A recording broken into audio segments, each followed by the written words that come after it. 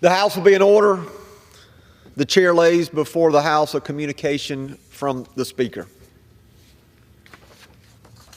The Speaker's Rooms, Washington, D.C., November 14th, 2024. I hereby appoint the Honorable Michael Guest to act as Speaker pro tempore on this day. Signed, Mike Johnson, Speaker of the House of Representatives. Pursuant to the order of the House of January 9, 2024, the Chair will now recognize members from lists submitted by the majority and minority leaders for morning hour debate.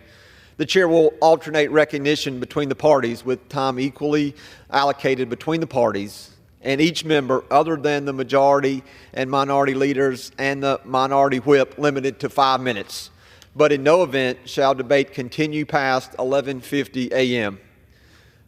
The Chair at this time recognizes the gentleman from Pennsylvania, Mr. Thompson, for 5 minutes. Well, thank you, Mr. Speaker. Mr. Speaker, I rise today to recognize the 60th anniversary of the National Boy Scout Memorial in our nation's capital. The Boy Scouts of America aims to prepare young people for lives of impact and purpose.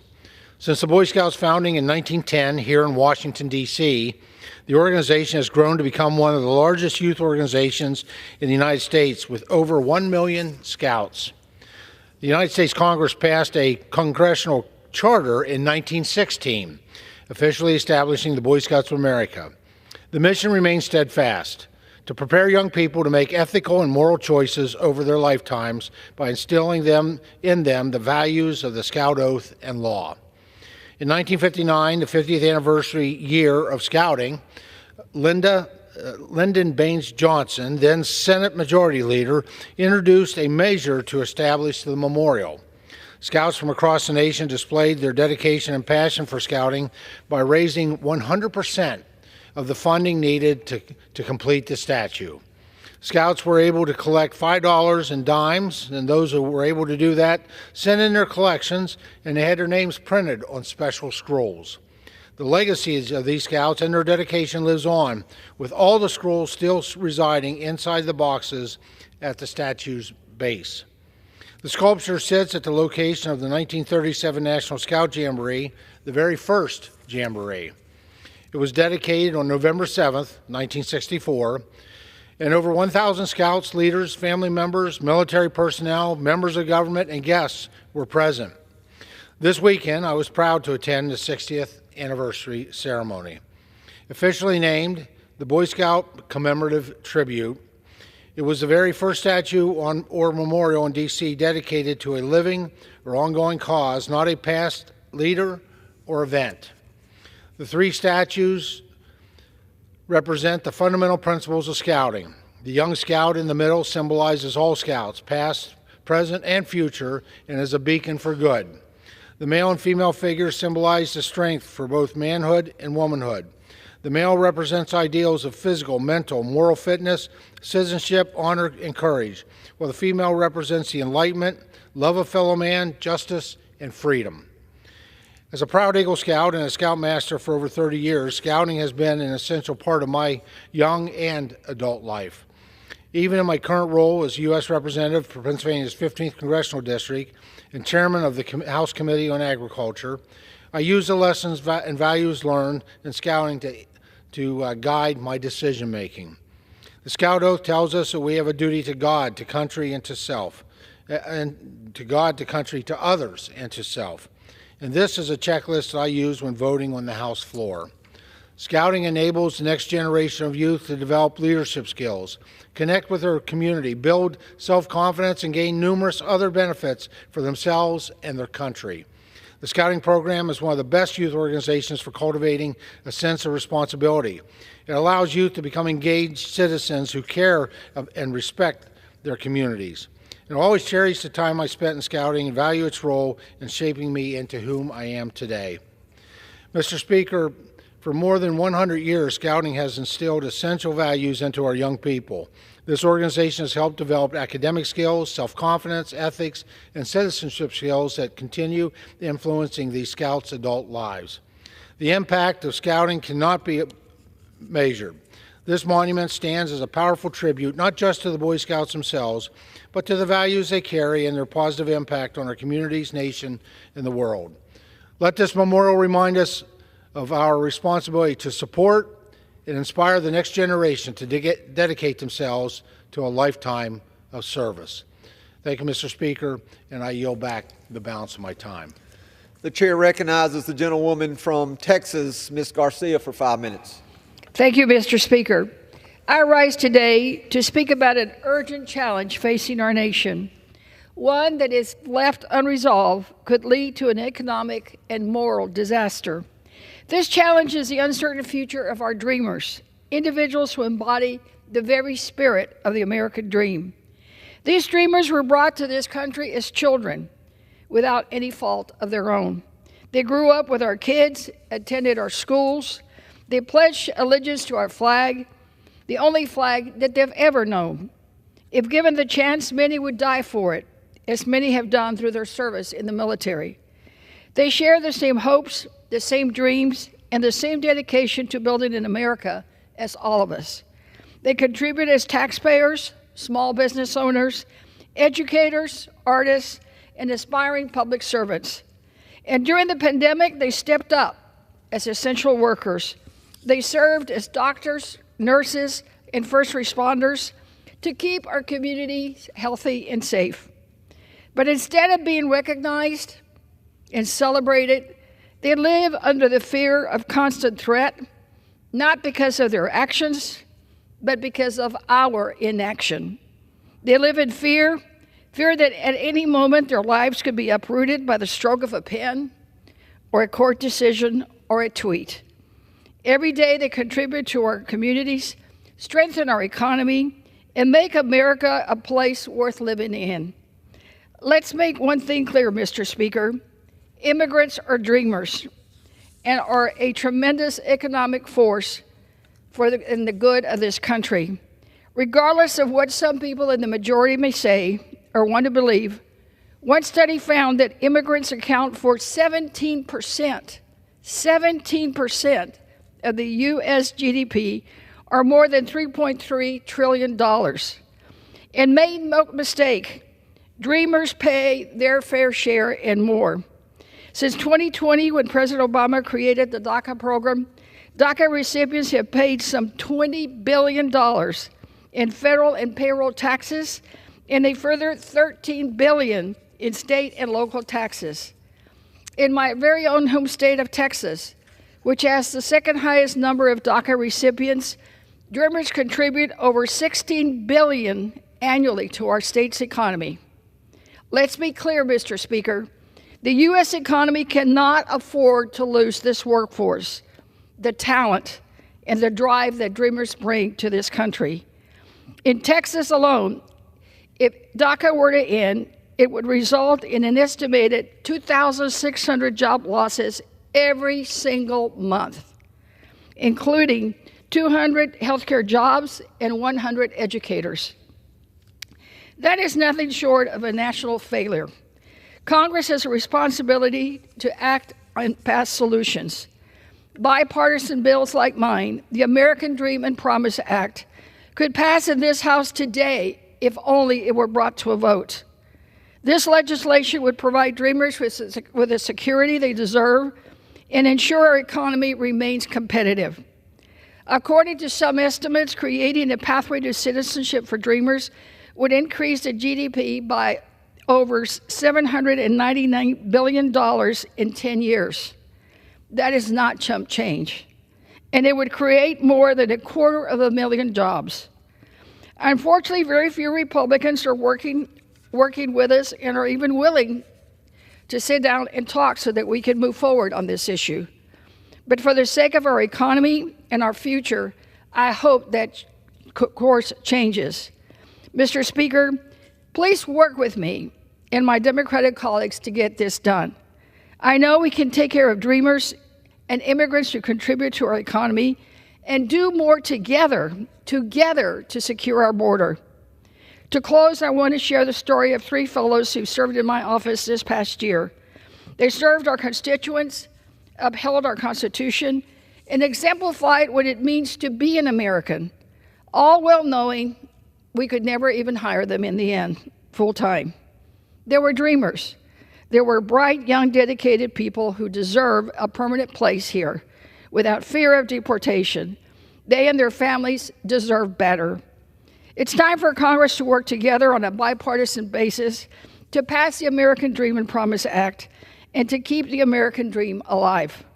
We cannot let it die. We cannot let it go cold. Step up, act with courage. Let's pass the American Dream and Promise Act.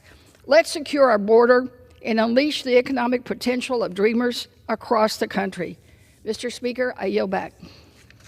The chair recognizes the gentlewoman from Iowa, Ms. Miller Meeks, for 5 minutes.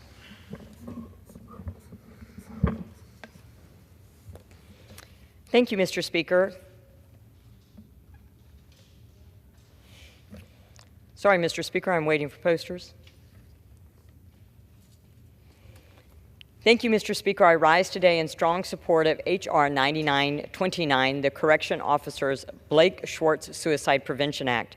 This critical legislation, which I introduced, creates a grant program to fund mental health screenings and provide essential resources for corrections officers, men and women who face some of the most dangerous and mentally taxing work in law enforcement. Correction officers are exposed daily to verbal, physical, and sexual abuse, creating an environment that takes a profound toll on their mental health. Tragically, suicide rates among these officers are far higher than the national average. It's unacceptable that those who protect our communities are left without the support they need to protect their own well-being.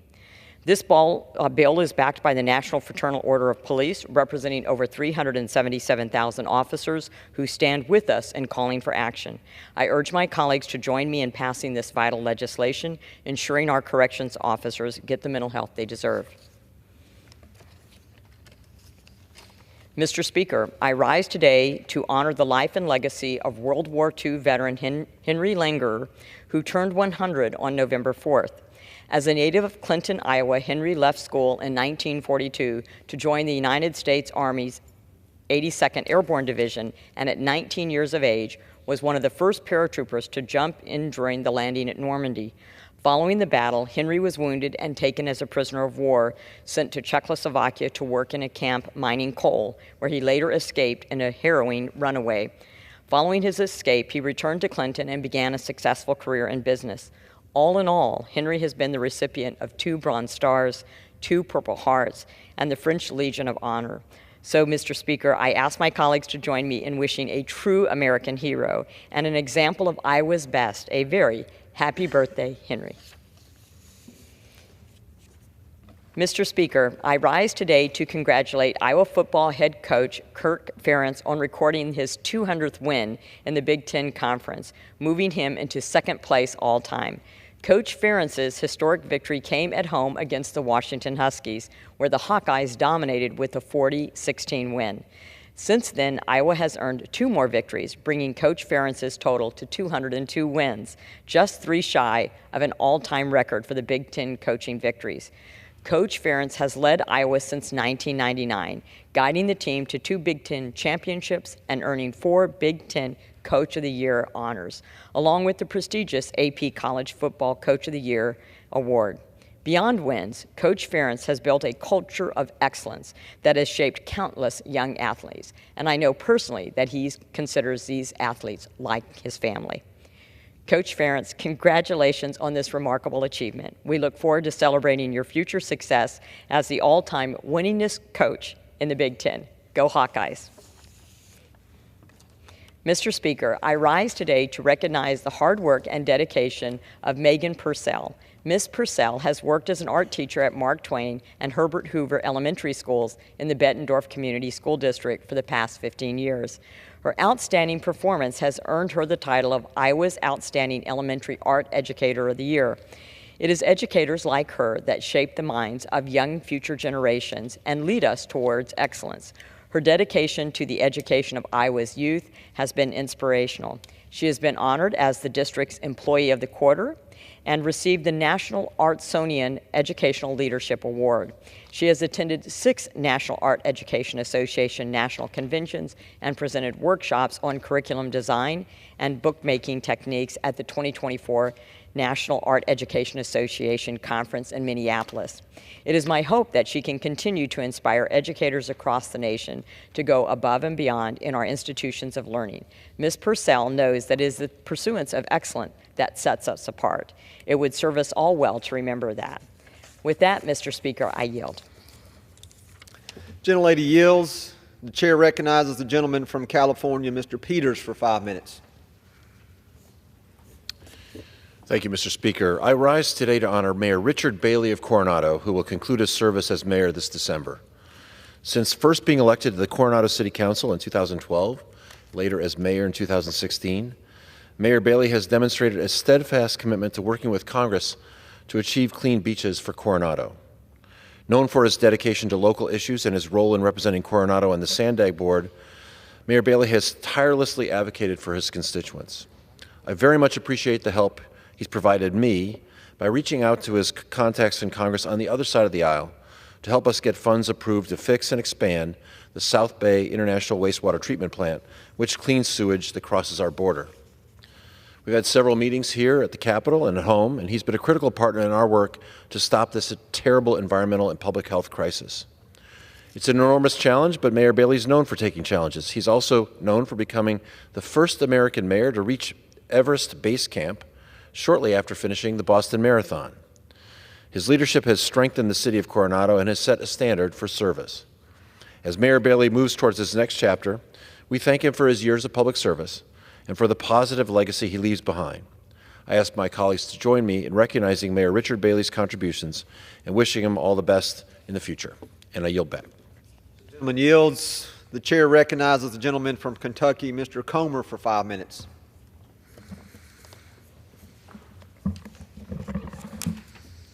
Thank you, Mr. Speaker. I rise today to recognize Kinsey Willen from Cumberland County High School in Burkesville, Kentucky. Kinsey was runner-up in the Kentucky High School Association Girls State Golf Tournament.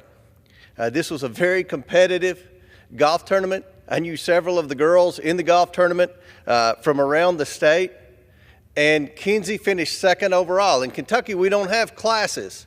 Every school competes against every school, the big schools against the little schools. Kinsey's achievement was the highest athletic achievement in the history of tiny Cumberland County High School. Kinsey was also recently named the KHSAA 4th Region Girls Athlete of the Year. Kinsey's parents, Lanny and Christy Willen, are good friends of mine and are leaders in the great community of Burkesville, Kentucky. Congratulations again to Miss Kinsey Willen from Cumberland County High School. Mr. Speaker, I want to thank the voters of America for overwhelmingly turning out to re-elect a Republican majority in the United States House of Representatives. I had the honor of serving this Congress as chairman of the House Oversight Committee, and I plan on serving my final 2 years as chairman in the next Congress. The House Oversight Committee passed 23 good government bills through this House body, most of which received bipartisan majorities. The House Oversight Committee also led many successful investigations and probes, including our bipartisan PBM investigation. That's pharmacy benefit managers. Our investigation revealed, along with our 3 bipartisan committee hearing, that the pharmacy benefit managers were actually doing opposite of what they were created to do. They were created to help lower the price of prescription drugs, when in fact, in many instances, they have actually increased the price of prescription drugs. I believe our work on the House Oversight Committee will lead to significant reforms for the PBM industry in this next Congress. We also had many other successful investigations, the most high profile of which was the Biden family influence peddling investigation, which revealed that the Biden family received tens of millions of dollars from our adversaries around the world, and according to the two IRS whistleblowers, never paid a penny of taxes on it. And despite the President of the United States saying he didn't know anything about it, never met with any of these people, he met with every single one of them. We achieved many of our objectives with respect to providing the American people with the truth. We provided the American taxpayers with badly needed oversight, despite massive, and I repeat that, Mr. Speaker, massive opposition from the Biden-Harris administration, as well as constant disruption and dishonesty from Ranking Member Jamie Raskin.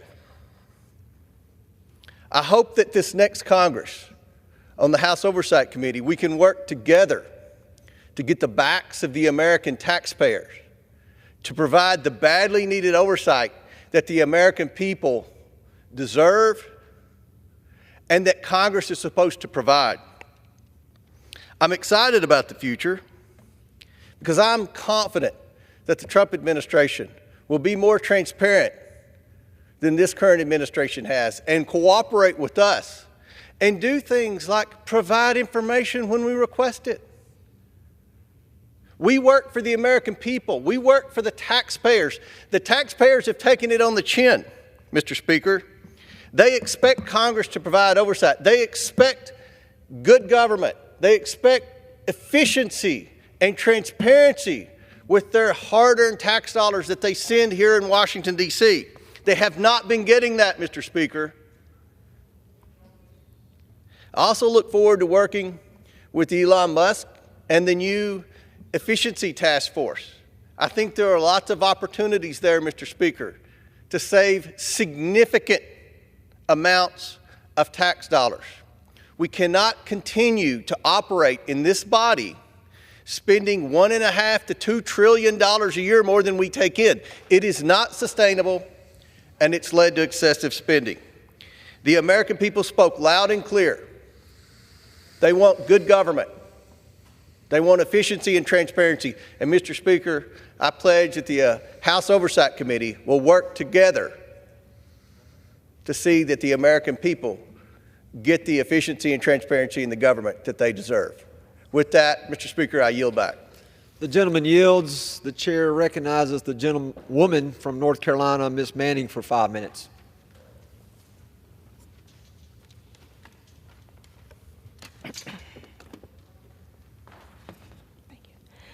Mr. Speaker, I'm deeply concerned that history is repeating itself. Anti-Semitism, Jew hatred, the demonizing, terrorizing, and killing of innocent Jews, especially women and children, is returning with a vengeance. I want to take us back 83 years to December 15th of 1941 in Liepaja, Latvia. For 3 terrifying days, German Nazis and Latvian collaborators rounded up thousands of Jewish women and children, forced them to march in the freezing cold to a beach on the Baltic Sea, ordered them to strip off their clothing, and shot them dead in groups of 10, while others looked on, terrified. This horrific massacre has been memorialized by a brilliant Jewish artist in my community, Victoria Carlin Milstein, in a sculpture she has named She Wouldn't Take Off Her Boots. The sculpture, which stands in LeBauer Park in downtown Greensboro, shows a grandmother, her daughter, her 3 granddaughters, arms locked together, awaiting their gruesome fate. All are barefoot except the grandmother, who, in an act of defiance, refused to take off her boots. The sculpture was based on a haunting photograph taken by the Nazis to document their cruelty. The artist has placed a bronze camera in front of the statue so each person can look through the camera lens and see exactly what the photographer saw before the family was shot. Each person who looks through that camera is a witness to the unimaginable cruelty that was inflicted on innocent Jews while others stood by, either complicit or silent. A film has been made about the creation of this sculpture and a curriculum written to educate students and teachers about this dark time in history when 6 million Jews were murdered in the Holocaust. Tragically, we are experiencing the violent cruelty of anti-Semitism today. On October 7th, 2023, thousands of men from Gaza invaded Israel, tortured, burned, and murdered more than 1,200 innocent people. And these Hamas jihadi terrorists, driven by Jew hatred, subjected women and girls of all ages to unimaginable acts of torture, mutilation, rape, violence intended to dehumanize and humiliate Jewish women and girls before they were murdered. And just like the Nazis 83 years ago in the Liepaja massacre, the Hamas terrorists filmed their horrific acts to memorialize their unspeakable cruelty. These acts should shock the conscience of the entire world, and yet for too long, the world stood silent, and despite overwhelming evidence, some continue to minimize or deny these war crimes.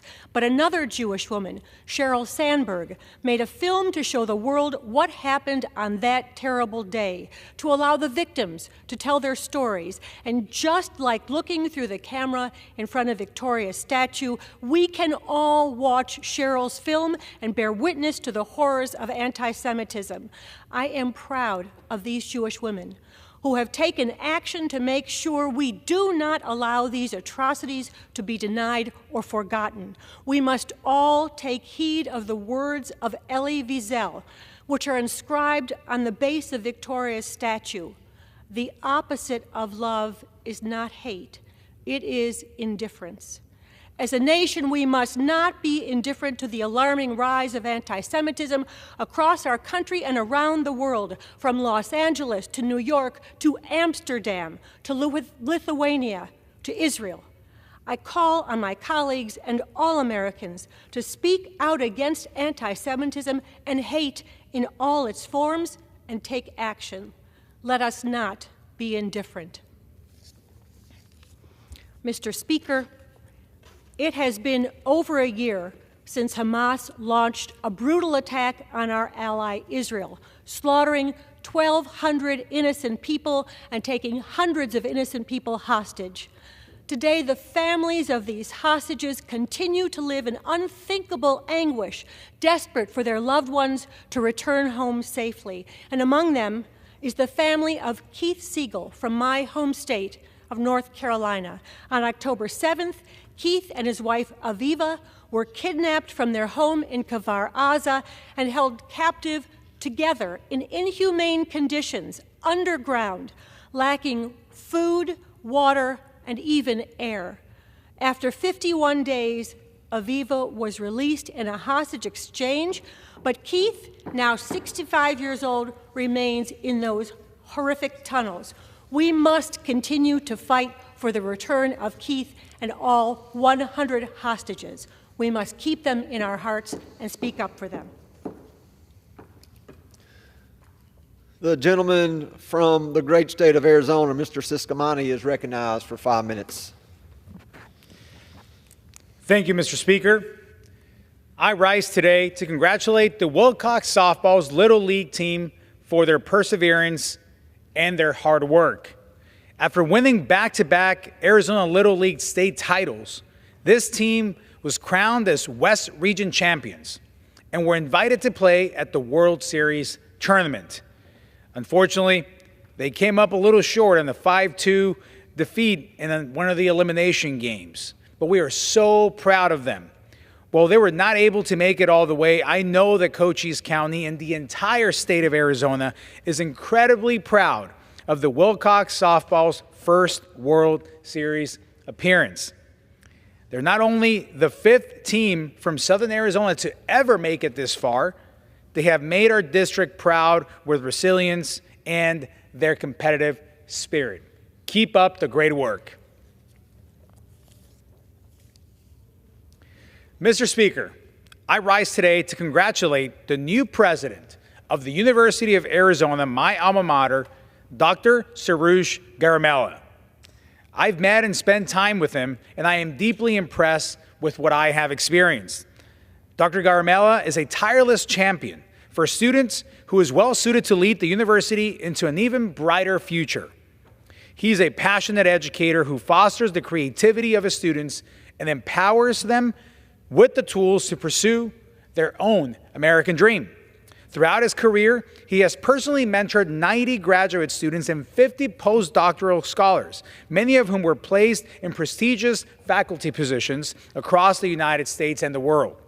Additionally, Dr. Garamella serves on the National Science Board, which acts as an independent body of advisors to Congress and the President on policy matters related to science and engineering. I am grateful for Dr. Garamella's leadership and look forward to working with him to support the university and its students. Bear down.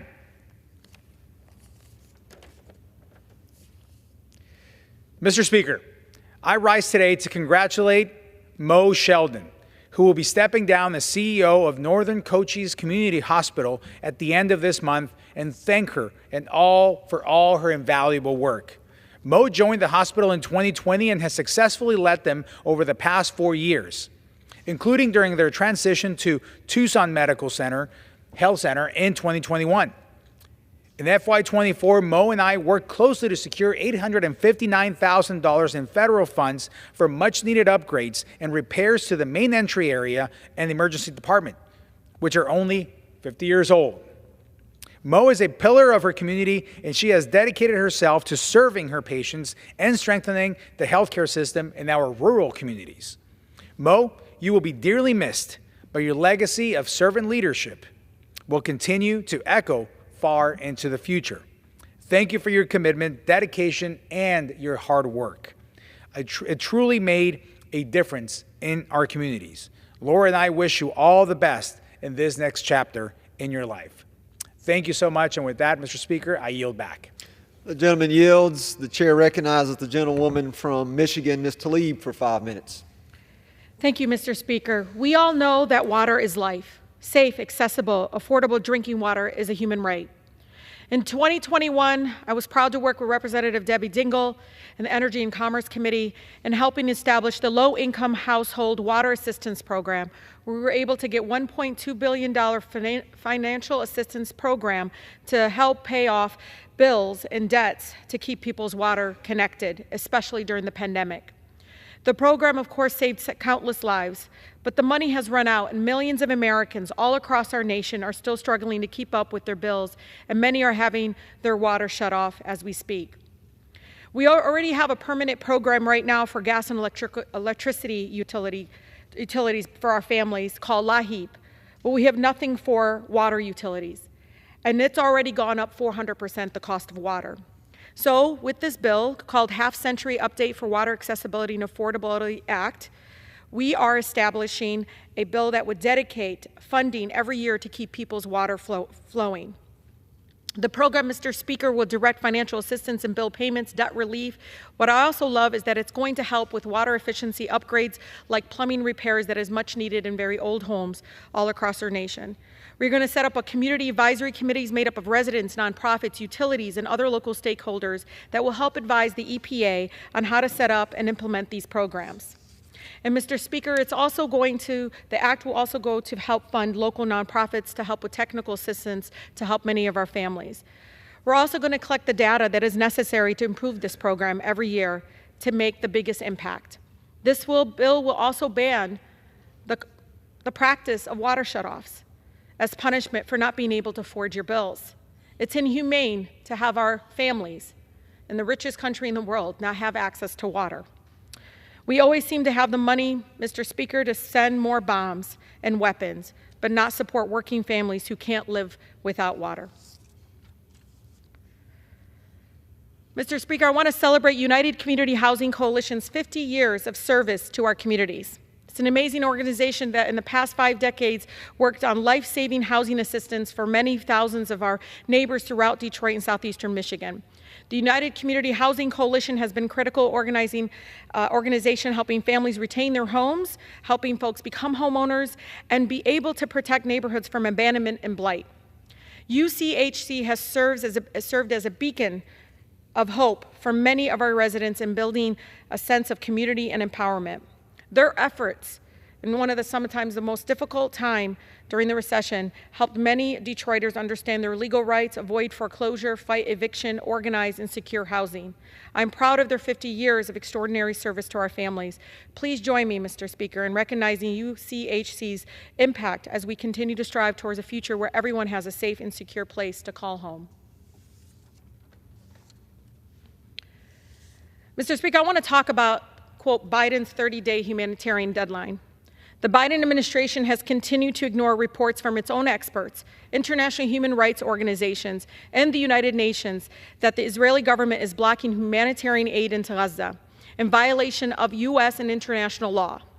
ProPublica has published a detailed account of how the U.S. State Department submitted report after report to Congress that contradicted the findings of the department's own experts and those of other agencies. The Israeli government is using starvation as a weapon of war. Look at this picture. It is evident that blocking U.S. humanitarian aid is clear that it's happening and that it is a blatant violation of Section 220I of the Foreign Assistance Act. In a letter to the Israeli government on October 13, Secretary Blinken acknowledged that the Israeli government is violating U.S. law by blocking aid and gave them 30 days to comply. The letter demanded 350 trucks to be allowed into Gaza per day. And guess what? According to Israel's own data and own government, only 57 trucks were allowed into Gaza per day in October, if that's even true. And this is the lowest amount of aid into Gaza in a year. On November 1st, top United Nations officials said the entire Palestinian population in northern Gaza is in an imminent risk of dying from disease, famine, and violence. This week, Mr. Speaker, Secretary Blinken exposed his lie by announcing that there will be no change to any policy despite admitting that the Israeli government has still failed to comply with all of their demands. Secretary Blinken has continued to lie to Congress and should resign. U.S. law is very clear. No nation blocking U.S. humanitarian assistance can receive U.S. weapons.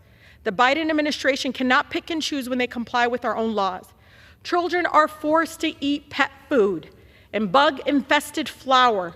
Look at this and do not turn your back on, again, being complicit to this war crime. But Blinken says there's no need to change our own policy. Shameful. I yield. The gentlelady yields. The chair recognizes the gentleman from Missouri, Mr. Alford, for 5 minutes. Well, Mr. Speaker, I rise today to honor the 80th birthday of Mr. Franco Cupini. Born in the heart of Rome, he was determined to make his mark. Excuse me. Let me start that over. I rise today to honor the 80th birthday of Mr. Franco Cupini. Born in the heart of Rome, he was determined to make his mark on the world through his culinary talents. He learned the intricacies of Italian cuisine and earned himself a position at Via Madama of the presidential palace, serving President Giovanni Leone and the other distinguished government dignitaries there. He moved to the United States in 1968, bringing the flavors of Italy to the Midwest with his brother Carlo. They owned several restaurants, and he solidified his place as a top-tier chef of the Ritz-Carlton in St. Louis. In 2003, Franco and his son Eddie opened up a restaurant in Kansas City in Westport, Cupini's. We eat there often. What began as a modest 1,500 square foot deli quickly became a local treasure. Over the next 21 years, the restaurant grew in size and dedication and quality, and Franco was a repeated guest on our morning show on Fox 4 News. Franco's love for his homeland is a testament to his lifelong dedication and passion. His story is one of hard work, determination, and a love for good food. Happy birthday to my good friend Franco Cupini, and thanks for keeping the culinary spirit of Italy alive and well. Ciao bella.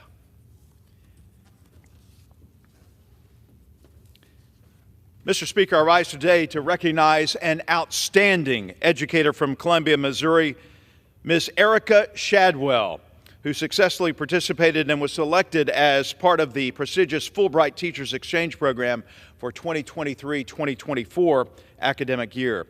Ms. Shadwell is a dedicated teacher at Ann Hawkins Gentry Middle School and really shared her expertise and passion for education with students in Ghana, fostering cross-cultural understanding and enriching the lives of countless students. The Fulbright program is a beacon of international exchange and cooperation, and Ms. Shadwell's selection reflects her exceptional dedication and commitment to education. Her work represents the excellence of Missouri's educators and the importance of building bridges between our communities and the entire world. We're proud of Ms. Shadwell's achievements and her role as Ambassador of Knowledge. Her efforts will inspire students both in Missouri and abroad. So, Mr. Speaker, please join me in congratulating Erica Shadwell on this remarkable achievement and wishing her the very best in this exciting and impactful endeavor.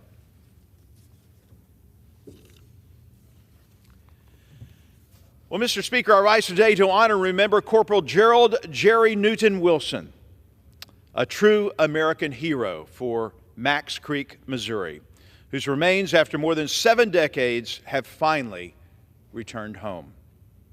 Corporal Wilson was born on December 18, 1930, and enlisted in the Army in 1948, serving bravely in the Korean War with Fox Company. He was reported missing in action in July 25, 1950, following a fierce ambush by North Korean forces near Yeongdong. For decades, Mr. Speaker, his family endured the heartache of uncertainty, with his remains resting unidentified in the UN military cemetery until the Defense POW MIA Accounting Agency confirmed his identity in 2018. On October 11, 2024, his remains were returned to Camdenton, accompanied by a tribute procession from across our state, an honor for a soldier who gave his life in the line of duty. Corporal Wilson's sacrifice and unwavering faithfulness to his country remind us of the true cost of freedom. Rest in peace and welcome home, Corporal. Mr. Speaker, I rise today to honor Larry Dobson, a remarkable leader and selfless servant in Missouri, for receiving the Lieutenant Governor's Senior Service Award. Born on July 4, 1948 in Harrisonville, Missouri, Larry's dedication to education and community service has shaped countless lives across our great state. From his impactful career as an educator and guidance counselor in the Raymore Peculiar District and Blue Springs District, to a steadfast commitment to Peculiar United Methodist Church, Larry has embodied the spirit of service.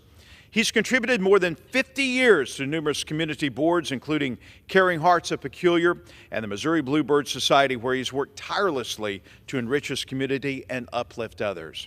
Larry's motto is, "Do unto others as you would have others do unto you," the golden rule. It's a guiding principle that has inspired a lot of us over the years, and inspired him certainly. Today, we celebrate Larry Dobson's legacy and his profound impact on the great state of Missouri. Thank you, Mr. Speaker, and I yield back. The gentleman yields. The chair recognizes the gentleman from North Carolina, Mr. Nickel, for 5 minutes. Thank you, Mr. Speaker. Last week stung. As Democrats, we simply failed to convince the American people we have better ideas to solve their problems. But we do. Now we need to dust ourselves off and get ready to fight. We can't let Donald Trump's extreme MAGA agenda go unanswered or unopposed. Zone defense isn't going to work. We're going to have to go man on man. So here's an idea for how to organize our opposition. We need to borrow from our British friends and appoint a shadow cabinet to fight back against the worst abuses of a second Trump administration. The special relationship between the United States and Britain extends not just to our strength on the global stage, but also to our shared commitment to democracy. Across the Atlantic, the British have something we don't: a team from the opposition that mirrors the government's own cabinet members. They watch the cabinet closely, publicly challenging, scrutinizing, and offering new ideas. It's another form of checks and balances, a quiet guardrail that holds those in power accountable. With a shadow cabinet, there's no hiding. Each decision by the government faces a ready counterpoint, not just from the media and voters, but also from political leaders poised to step in.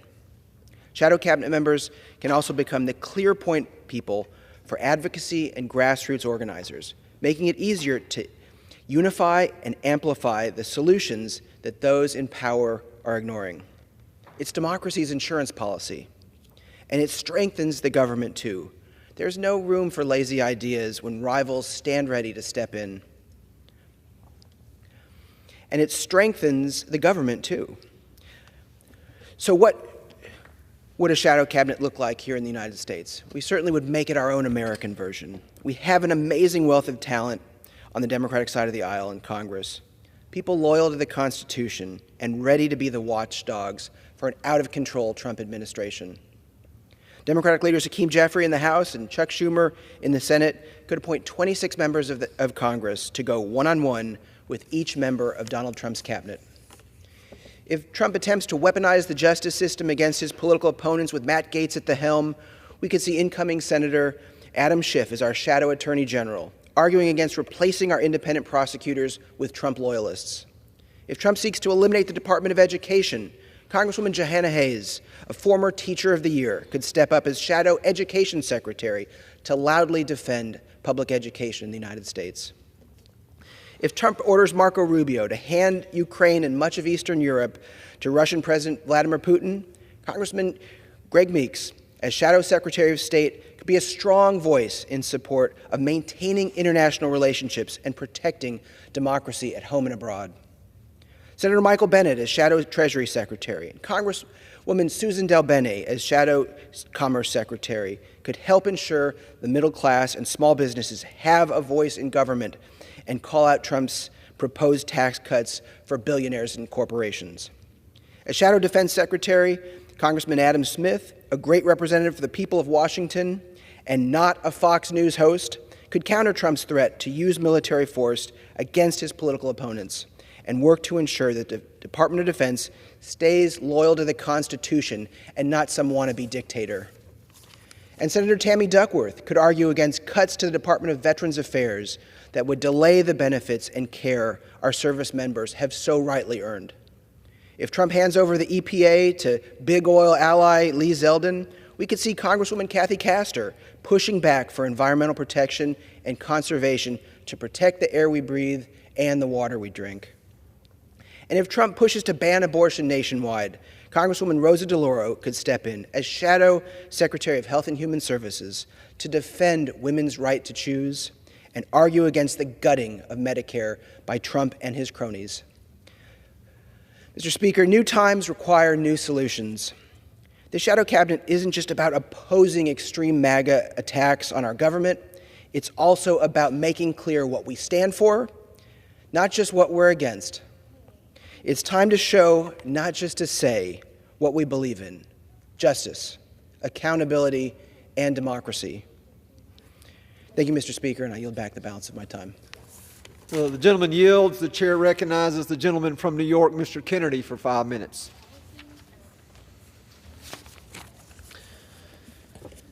Thank you, Mr. Speaker. I rise today in solemn remembrance of William Noel Billy Lawless, a member of the Irish Senate, immigration activist, successful entrepreneur, pillar of the community, and proud Irish American.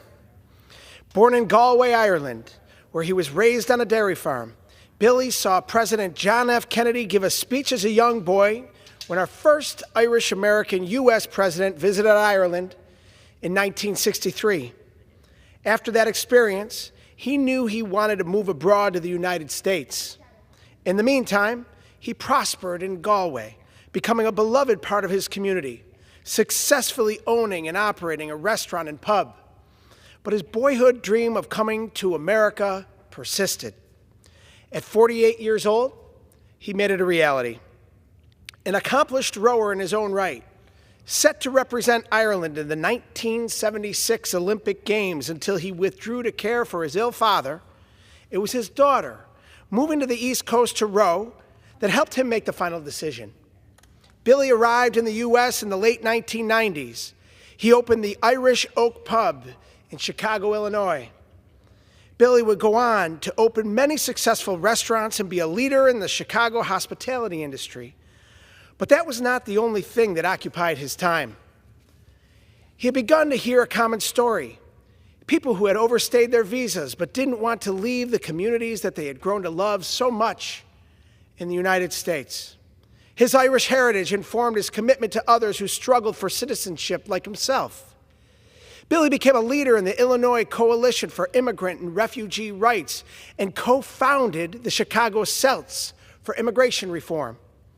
In 2014, He introduced President Barack Obama at the Copernicus Center for a speech on immigration reform. That same year, both he and his beloved wife Annie proudly became American citizens, one of the world's great privileges. For St. Patrick's Day celebrations, you could often find him honoring the holiday at the White House. Billy used his voice and identity as an immigrant himself to help others. He successfully lobbied for a bill in Illinois that made driver's licenses available to individuals regardless of immigration status. And he worked with the Illinois Business Immigration Coalition, where he collaborated with business leaders to persuade elected officials to support immigration reform, creating a bipartisan base of support. In 2016, he became the first senator based overseas in the Irish Senate after his appointment by Edna Kenny, then Ireland's Taoiseach, giving a voice to the Irish diaspora that enriches every corner of our diverse nation. His businesses and restaurants live at the center of Chicago's hospitality industry, and his legacy for fighting for immigration reform continues to have ripple effects throughout the nation. I'm grateful for our years of friendship, strengthened by our shared commitment to our Irish culture. While serving as a senator, our Buffalo Irish community welcomed Billy and Annie to see how we honored and lived our shared heritage. We visited the James Joyce Collection at the University at Buffalo, a literary treasure honoring the Irish novelist, and many Irish monuments in Buffalo, including the Fenian Invasion Monument and the Western New York Irish Famine Memorial. I joined the long list of those inspired and heartened by his compassion and dedication, which he used to make his community and our country a better place. Billy Lawless was a consummate gentleman, a visionary, and a brilliant international leader. He leaves behind his wife Annie, his 4 children, Amy, Clodagh, Billy Jr., and John Paul, and his 8 grandchildren. May Senator Billy Lawless rest in peace, and may his vision for ever closer ties between the United States and Ireland continue to flourish. I yield back. The gentleman yields. The chair recognizes the gentleman from Tennessee, Mr. Cohen, for 5 minutes. Thank you, Mr. Chair. I rise to speak for 1 minute, 5 minutes. This week I came back to Washington with the idea of trying to give President Trump a chance, an open mind, hold my tongue a bit. It's been difficult, and it'll get more difficult, it appears. I first got inspired to get in government because of John Kennedy. I knew every single one of John Kennedy's cabinet members. They were referred to in a book as the best and the brightest. And that's what we used to have in our cabinet in the United States of America. We're the best and the brightest. And what we've seen with the nominations that have come forth and the request for changes in the Senate's confirmation policy really is scary and should be of concern to the American people. It's a red light on the possibility of loss of democracy and the implementation institution of autocracy. Mr. Trump asked the Senate leadership to give him a 2-week period when he could make Senate recess appointments, something that's permitted in the Constitution, but it was permitted because of the idea that back when they drew the Constitution, that if the Senate took a recess, it could take weeks or months before they could all get back to Washington by trains or horses or however they traveled back in those days in the late 1700s to conduct business. That's not the case anymore. And the Supreme Court has ruled in a case about 10, 15 years ago that I think it was Justice Scalia was the lead on the court, that this should only take place in an intercession between the times the Senate ends a term and begins a new term, and not simply whenever they decide to take off. Well, President Trump has asked Senate leaders, candidates, and the Senate leader who was chosen, Mr. Thune, all said they would do it when Mr. Trump asked him to do it, to have a period when he could have his appointments for cabinet to come forward and be approved because of lack of action by the Senate in what's called a recess appointment. Well, that's a dereliction of the Constitution, and anybody that goes along with it should be questioned. The Senate is to act as a check and balance on the President and his nominations and appointments of cabinet members. The Senate meets, has hearings, and votes to confirm or not to confirm nominees. To not have hearings, to not have votes, because his, or at least some of his cabinet recommendations are so abhorrent that they would scare the American people and have a spectacle in bringing forth the facts about their backgrounds, the lack of experience, and the lack of character that they've shown in their times in government and in life here on this planet. To not have hearings, not have votes is dereliction and an offense to the Constitution that has the Senate as a check and balance before nominees are approved. The worst was yesterday when Matt Gaetz was recommended for Attorney General. And after his recommendation, he flew back and forth to Washington with President-elect Trump. He announced his resignation from this body. And by so doing, he thwarted an ethics investigation that's been going on in the House Ethics Committee concerning alleged conduct that he'd had with a 17-year-old girl, sexual conduct, his involvement in activities in using illegal drugs, use of his congressional powers for the benefit of people illegally, use of campaign funds for personal activities, and other offenses that would call for the expulsion of a person from this House. By his resigning from the House, that investigation ends because the committee no longer has jurisdiction over him. But he will become a nominee for Attorney General to go through the recess process where all these facts won't come forth. I would hope that our Ethics Committee and the chair of the Ethics Committee, who's done a great job on other occasions and I have great respect for, would release the results of that study to the American public because they should see it. They should see the work that's been done, and they should see the type of person who is going to be brought up for Attorney General of the United States, even if the Senate doesn't want to bring it forth with hearings. As I understand it,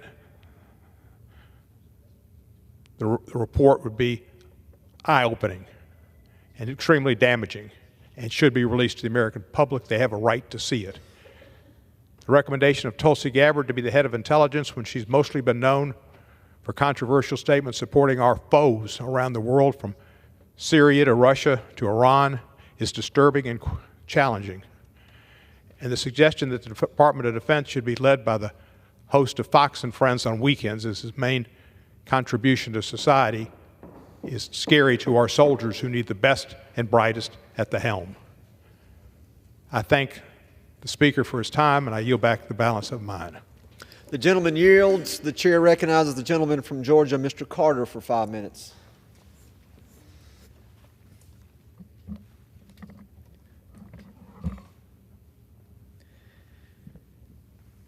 Mr. Speaker, I rise today to mourn the loss of Vernon Leon Davis. Leon Davis was a firefighter for over 30 years in Blackshear, Georgia. Mr. Davis worked his way up to Assistant Fire Chief of Blackshear while serving part-time over his expansive 30-year career. Sadly, Mr. Davis passed in the line of duty while helping this Blackshear community during Hurricane Helene. This hurricane has hit Georgia and the southeast region of the United States hard. Without the tremendous efforts and service of people like Mr. Davis, our communities would not be able to recover. Mr. Davis was known to be an exceptional man by his family's friends and all the people he worked with and throughout his career. He is deeply touched the Blackshear community and will be greatly missed by many.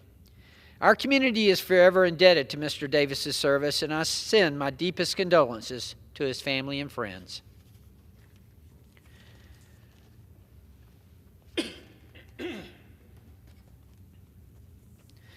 Mr. Speaker, I rise today to celebrate Howard Young's 100th birthday. Born on November 25, 1924 in Louisiana, Howard Young has lived an incredible life. Howard grew up in Louisiana during the toughest of times, the Great Depression, and those experiences shaped Howard for the rest of his life. His upbringing instilled in him a love for his church, hard work, and helping those in need. At 17, Howard joined the Navy and served our nation in the Pacific Theater in World War II. After his service, he left the Navy and moved to Houston, where he entered college.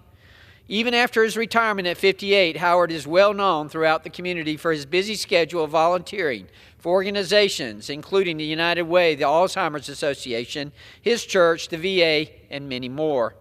Howard is also a local celebrity in the GOP and often quips that he became a Republican after Governor Huey Long levied taxes on food during his childhood in Louisiana. Today, I ask that we all come together to celebrate this great man and congratulate him on 100 years of a young life.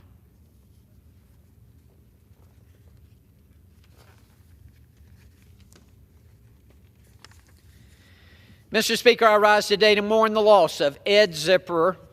Ed was born in Savannah, Georgia on August 8, 1931, where he grew up working on his family's vegetable farm along Highway 17. Ed attended Savannah High School, where he was a standout in football. He then played at Clemson University before earning an agricultural engineering degree from the University of Georgia. He went on to coach basketball in 1965, forming one of the few racially integrated teams in the state. For games on the road, Ed even brought a hot dog machine to feed his team. Ed continued making a difference in this community by serving in the state senate from 1967 to 1975. Ed was instrumental in creating the Skidaway Island State Park, Fort McAllister State Park, and Kings Ferry Ogeechee River Public Recreational Area. His dedication has helped to preserve land in South Georgia for generations to come. Additionally, Ed was the president of the Chatham County Farm Bureau for 45 years. I ask that we take a moment to mourn Ed Zipperer and thank him for his life of service that will always be remembered by the people of South Georgia. Mr. Speaker, I rise today to celebrate the work of Gerald Jerry Curry, the now former GOP Deputy Chief Counsel for the House Energy and Commerce Subcommittee on the Environment. Jerry's impressive tenure in the U.S. House of Representatives began before me and several of my colleagues here today during the 101st Congress. After graduating from Marquette University, Jerry worked for Representatives Scott Klug and Paul Gilmore, handling environmental issues related to the Energy and Commerce Committee. Mr. Curry then served on the committee for 23 years, specializing in chemical management and playing a large role in rewriting the Toxic Substance Control Act. While we honor Jerry's dedication to the committee for all these years, we recognize nothing surpasses his love for Marquette basketball and his lovely wife and children. On behalf of my office and the committee, I would like to thank Jerry for his faithful service to the committee and the U.S. House of Representatives.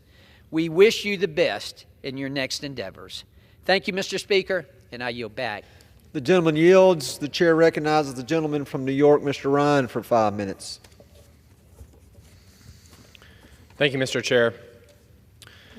I rise to honor and thank, I rise to honor and thank the brave fire crews who are battling the outbreak of wildfires that are currently devastating the Hudson Valley, centered in Greenwood Lake, Warwick, parts of western Ulster County, and have now spread into New Jersey as well.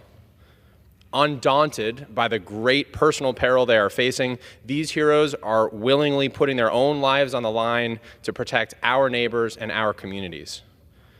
To each and every member of our fire and emergency response crews, you are saving lives. Thank you. Your every action has spared families and property from heartbreak. You are preserving our Hudson Valley as our cherished home. Thank you for your unparalleled selflessness.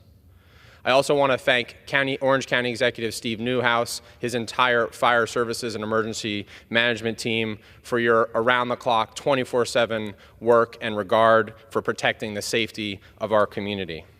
We've also seen an outpouring of support from throughout the entire region across multiple states. Firefighters traveling in from across the Northeast who see our community in need and are answering the call to help, who are putting their own lives at risk to protect communities that aren't even their own communities. I want to recognize the profound service, sacrifice, and life of one of those very heroes.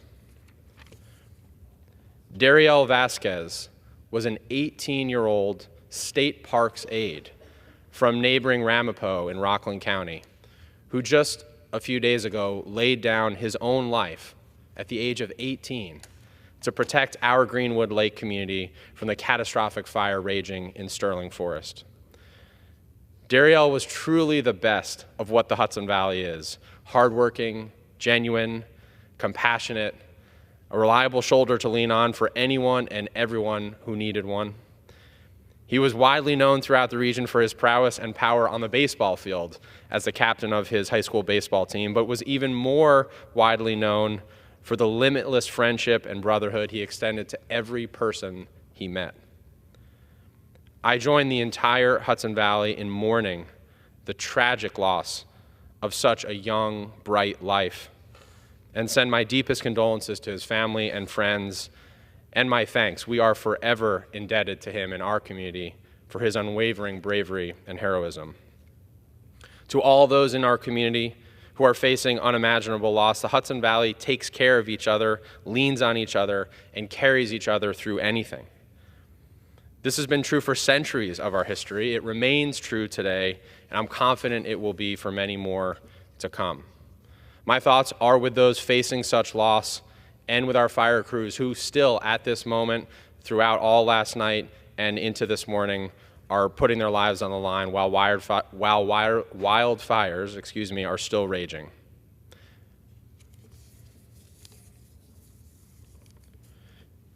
Mr. Chair, I rise to honor the memory of World War I veteran John Lodge Stoneman, who was finally given a proper burial at our brand new Ulster County Veterans Cemetery last Thursday, November 7th, more than 62 years after his passing. In 1917, John courageously answered our nation's call to service as the U.S. entered into the Great War. He put his life on the line for years, and our nation and our community owe him a debt of gratitude we can never repay. His legacy deserves the absolute highest place of reverence and honor.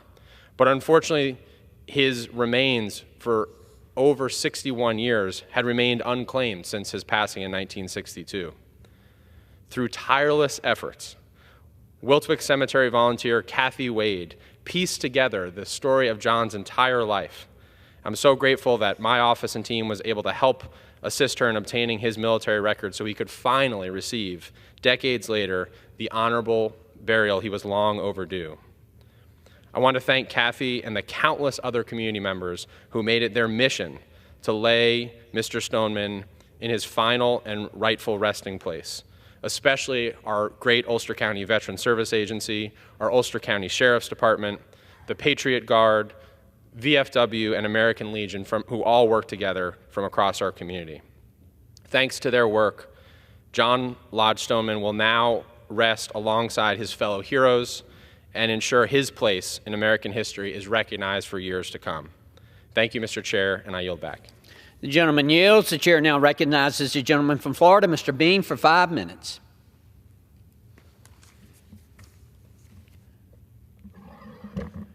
Thank you very much, Mr. Speaker.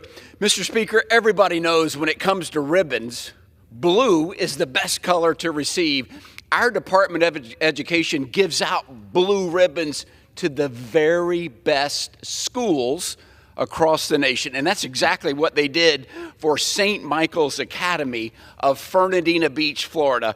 Mr. Speaker, I rise today to honor St. Michael's Academy for earning the highest honor an American school can achieve, the National Blue Ribbon Award, with only, get this, Mr. Speaker, only 356 schools from the entire nation were selected from a pool of over 100,000. St. Michael's has done it, and they have proven once again that they are an excellent, outstanding academic institution. We already knew that Fernandina Beach was home to the best beaches and shrimp around, but now we know that education is also at the very top of its list. Schools don't get this prestigious honor by having students with great test scores or just running the 100-yard dash very quickly. In order to win this award, schools need straight A's in every category, and that's exactly what St. Michael's has done. They managed to crush their report card. I ask my colleagues, Mr. Speaker, to join me in recognition of St. Michael's Academy and their continued tradition of academic excellence. Keep up the good work, St. Michael's, and let's keep the blue ribbons coming. Thank you very much, Mr. Speaker. Mr. Speaker, good teachers get apples, but great teachers get to work at Briceville Elementary School. Mr. Speaker, I rise today to honor Briceville Elementary School in Nassau County, Florida, for earning the highest honor an American school can achieve, the National Blue Ribbon Award.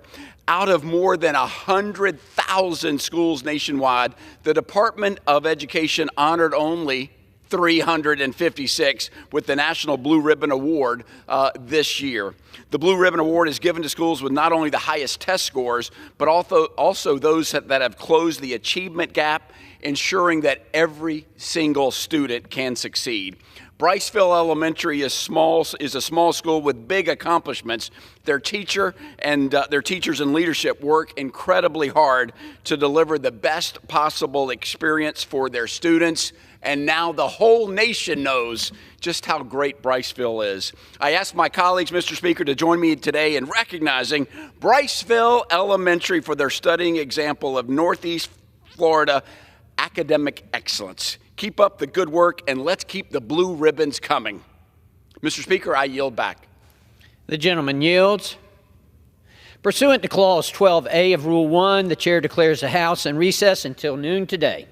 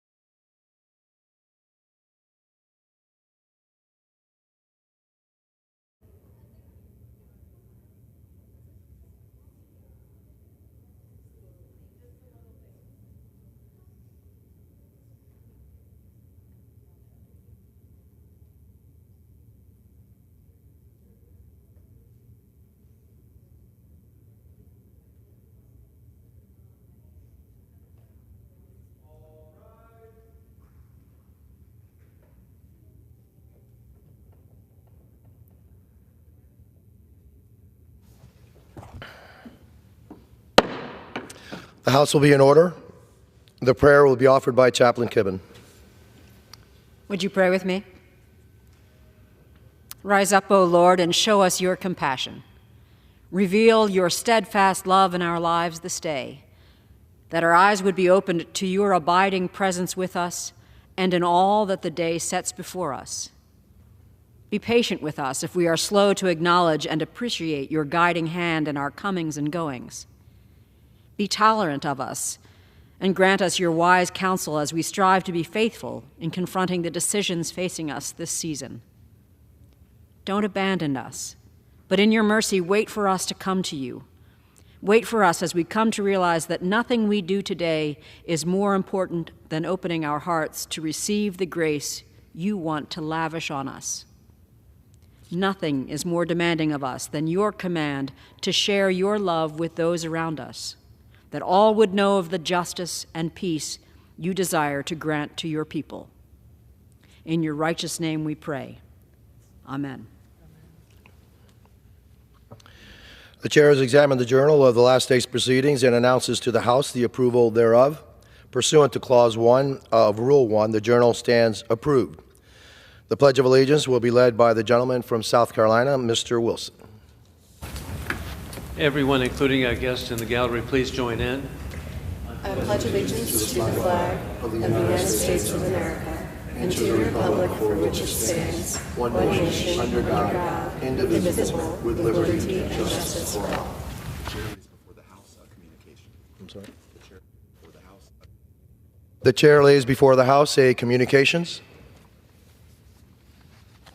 The Honorable the Speaker, House of Representatives, sir, pursuant to the permission granted in Clause 2H of Rule 2 of the Rules of the U.S. House of Representatives, the clerk received the following message from the Secretary of the Senate on November 13, 2024 at 3:38 p.m. that the Senate passed Senate 2581. Signed sincerely, Kevin F. McCumber, Acting Clerk. The Chair lays before the House a communications. The Honorable the Speaker, House of Representatives, sir, I hereby resign as a United States Representative for Florida's 1st Congressional District, effective immediately, and I do not intend to take the oath of office for the same office in the 119th Congress to pursue the position of Attorney General in the Trump administration. Signed sincerely, Matt Gaetz, Member of Congress.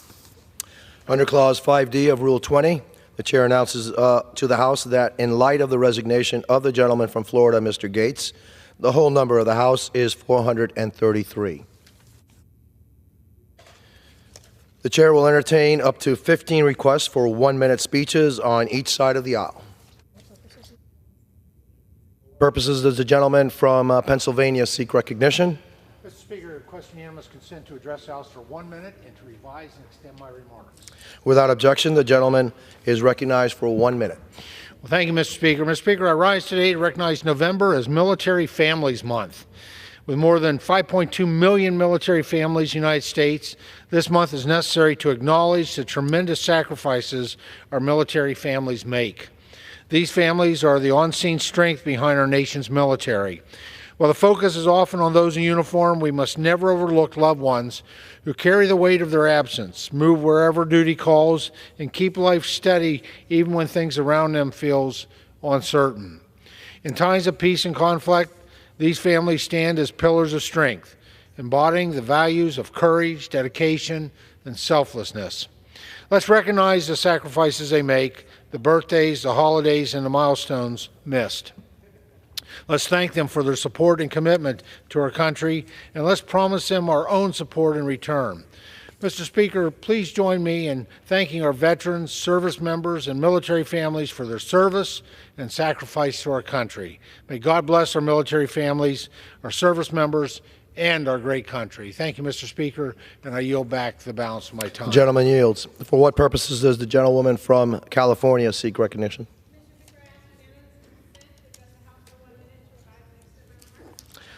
Without objection, the gentlewoman is recognized for 1 minute. Mr. Speaker, I rise today to honor the World Series champion Los Angeles Dodgers. Last month, to most baseball fans' delight, our Dodgers completed a gentleman's sweep to defeat the New York Yankees in the World Series. This season was nothing short of remarkable. Shohei Ohtani's contract broke records, and he continued to break more in the Dodger blue. Ohtani became the first MLB player to record at least 50 home runs and 50 steals in a season and broke Shawn Green's team home run record. Just wait until he can pitch for us. From Ohtani and Freddie Freeman playing through injuries to Walker Buehler's improbable return, this team battled and defied the odds to make history. We are celebrating this team from LA to Korea to the Dominican Republic to Japan. Haters can talk trash all they want, but there's no COVID season asterisk next to this one. The LA Dodgers are your World Series champions, and we will run it back next year. Thank you, and I yield back. The gentlewoman yields back. For what purpose does the gentleman from Kansas seek recognition? Mr. Speaker, I rise today to recognize the pride of Hayes America. Excuse me. The gentleman will suspend. Do you have unanimous consent request? Mr. Speaker, I rise today to speak before the House for 1 minute. Without objection, the gentleman from Kansas is recognized for 1 minute. Thank you. Mr. Speaker, I rise today to recognize the pride of Hayes America, a dedicated staffer of 7 years, my longest-serving staffer, and my real-life friend, Braden Dreiling. Braden and I met when I was a state senator, and he was a front desk staffer for the majority leader. Our professional relationship rose from a Cracker Barrel lunch and grew into a true partnership. He's been my chief, my most trusted confidant. He's always the first and the last in the room, always wanting and expecting the best from me. He always has a level head, regardless of circumstances. Braden and his wife have 2 beautiful daughters, and although his service in Washington is coming to a close, I know he'll make his friends and family proud as his service to Kansas will continue on. Mr. Speaker, I yield back. The gentleman yields. For what purpose does the gentleman from South Carolina seek recognition? Speaker, I ask unanimous consent to address the House for 1 minute, revive and extend my remarks. Without objection, the gentleman from South Carolina is recognized for 1 minute. Thank you, Mr. Speaker. The irresponsible policies of Biden and Harris have cost American families $13,000 a year. However, with the return of President Donald Trump, partnered with Speaker Mike Johnson and Senate Leader John Thune, Republicans will drive down prices and increase jobs for American families. Due to Kamalaflation, prices have risen over 20%, 22% in South Carolina alone. Americans are spending more on everyday necessities compared to President Trump just 3 years ago. Eggs are up 69%, gasoline up 38% or more, baby food and formula up 31%, chicken up 26%. Leading the Trump-Vance innovations will be the talented Elon Musk and Vivek Ramaswamy, co-leading the newly created Department of Government Efficiency. In conclusion, God bless our troops as the global war on terrorism continues. Open borders for dictators puts all Americans at risk of more 9/11 attacks imminent, as warned by the FBI.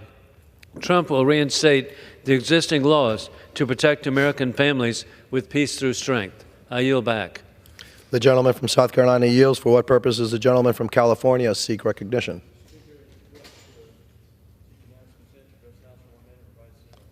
Without objection, the gentleman from California is recognized for 1 minute. Thanks, Mr. Speaker.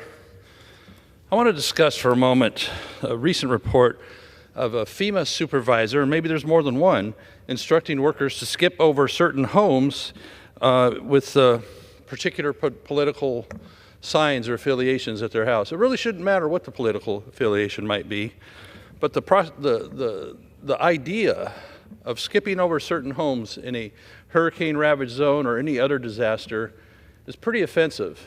So what we're hearing is that at least 20 people in this example in Florida, 20 different homes, missed out on critical aid that they should have gotten just the same as anybody else.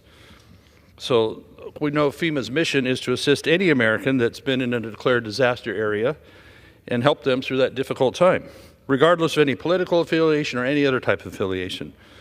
Under the Biden administration, the agency's priorities, at least with some staff, have shifted away from disaster preparedness and instead shifted towards political discrimination.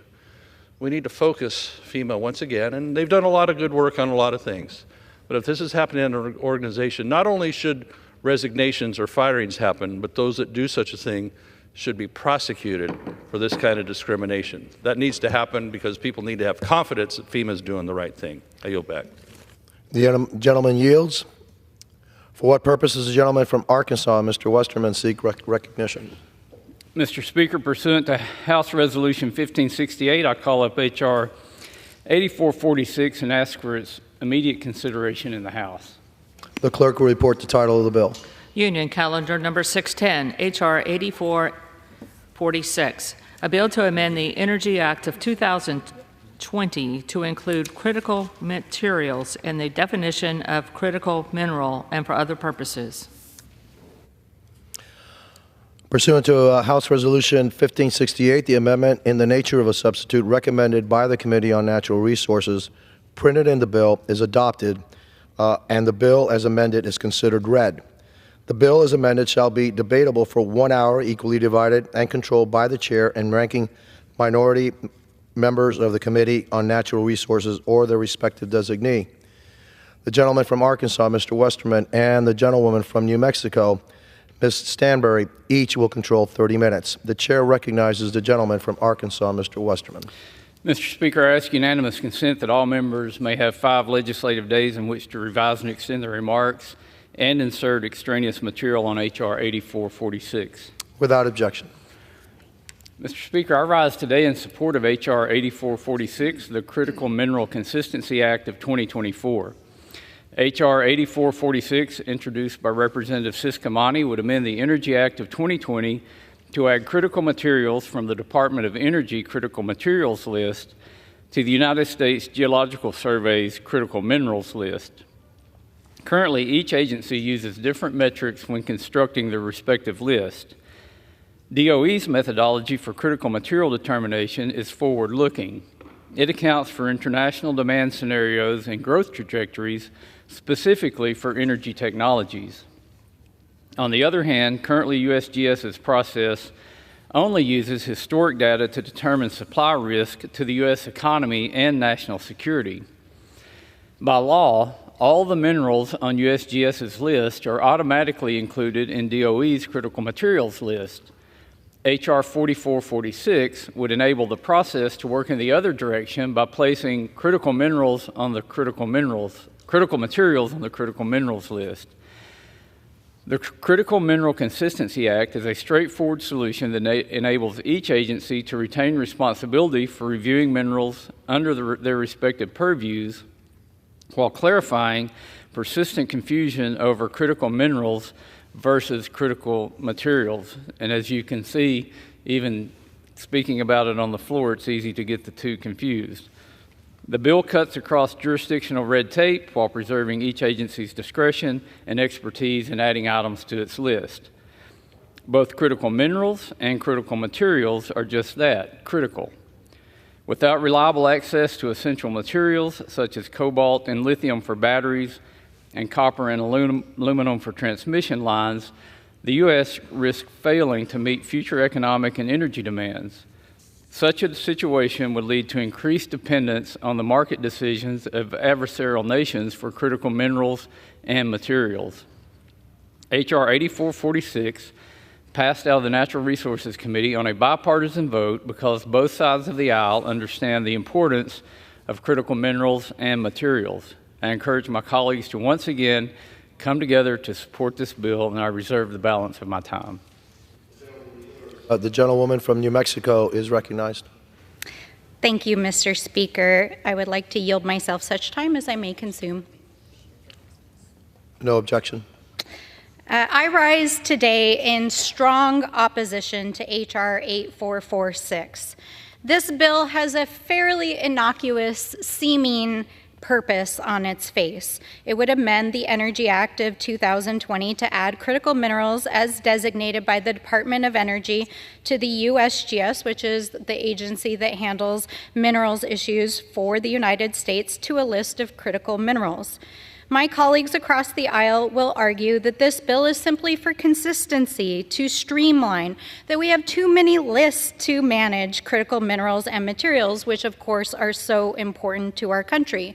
So it's important to harmonize these lists and make sure that we are operating the federal government in a streamlined manner.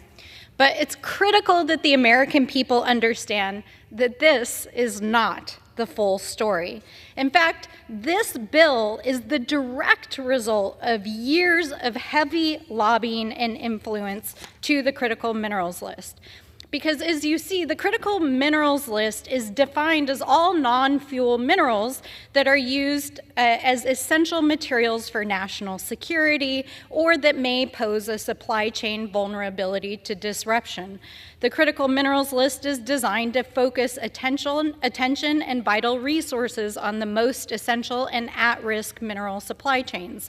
USGS's critical minerals list and DOE's critical mineral list may sound similar, but they have different purposes because of the differences in how these lists are used and the federal mandates for these agencies. They have different purposes that are not interchangeable. The Energy Act of 2020 directed USGS to update the list of critical minerals to guide its use for infrastructure investments under the legislation that we passed here in 2021. As directed by a separate provision in the Energy Act of 2020, the Department of Energy undertook its own assessment of critical materials that were specific to energy needs, because that's what the Department of Energy focuses on. USGS is the agency that has existed since the 19th century here in the United States to take stock of, to identify, and to support the federal government in understanding our geology, our minerals, and what we do with them. It affects the entire economy. And it may sound very simple to streamline and combine these lists, but not only do they have different purposes, they have far-ranging consequences. The importance of the USGS critical minerals list cannot be understated. This list drives billions of dollars in federal investment and permitting decisions. So let me tell you a little bit about what happens if you get placed on the USGS list, which does not apply to the DOE list. It means that companies are eligible for millions of dollars in tax credits and grants under various bills that Congress has passed, including the Inflation Reduction Act, the CHIPS and Science Act, and many others. It also allows for permit streamlining under previous legislation that Congress has passed. Now, what that essentially translates into is expedited reviews. And folks at home may be saying, well, isn't that a good thing? Well, if you look at the environmental, social, cultural impacts of mines and how they affect communities, you need a federal process that makes it possible for our communities to weigh in. There is a public comment process so that you can go and say, hey, we don't want this mine in this place. For our tribes, it puts into place a federal consulting process so that our tribes can protect their sacred and ancestral lands. For communities, they can comment on the environmental and water impacts of potential mine operations. For our public lands, it means we can protect the sites that are used for recreation, for fishing, and the values that we hold dear for both environmental and recreational purposes. And importantly, it also affects the impact of whether or not, after mines go in, there is liability and legal remedy for the pollution that mines cause. If our public is not able to comment on mines during the permitting process, they will not have judicial standing if these mines are abandoned or there's not appropriate care taken in the aftermath of the mine operations and efforts to close the mine down and remediate the lands. That means that the public taxpayers and the people are left holding the bag, not the multinational mining corporations who are seeking to open these lands for mining. So when you look at it in its totality, the very seemingly simple act of just saying, let's harmonize these two lists and put it all under the rubric of the Department of Energy's list may seem like a simple no-brainer. But what it amounts to in its totality is a massive multi-million-dollar giveaway to multinational corporations that are seeking to mine public lands in the United States. And it should be no surprise that it is industry lobbyists that have been working to get this change in the law for years. And we have seen many different incarnations of this bill, some of which have been very explicit about copper in particular being added to the list, and some of which are a little more opaque, like the bill we see in front of us today. But it's very clear that the copper industry is who is driving this bill in front of us today. Now, we have to be realistic. Copper is an incredibly important resource. It is used in everything from our transmission lines to our electronics, consumer products, cars and trucks. And even though it is designated as a critical material for energy purposes under the DOE list, it is not currently on the USGS list because it is not at risk of supply chain disruption. In fact, the United States is a net exporter of copper. Let me repeat that. Copper is not at risk of supply chain disruption. We are exporting our copper. So why is industry pushing so hard to open new mines on our public lands? Well, guess what? There's a lot of money to be made. And it turns out that the major holder of the two companies that are pushing for this bill is the Chinese government. How ironic is that? In fact, we know that over 10% of one of the largest copper mining multinational companies in the world that is seeking to open a copper mine in Arizona is pushing for this bill to expedite the permitting, to reduce the timelines, to make sure that the public and tribes cannot comment on whether or not they want the mine there.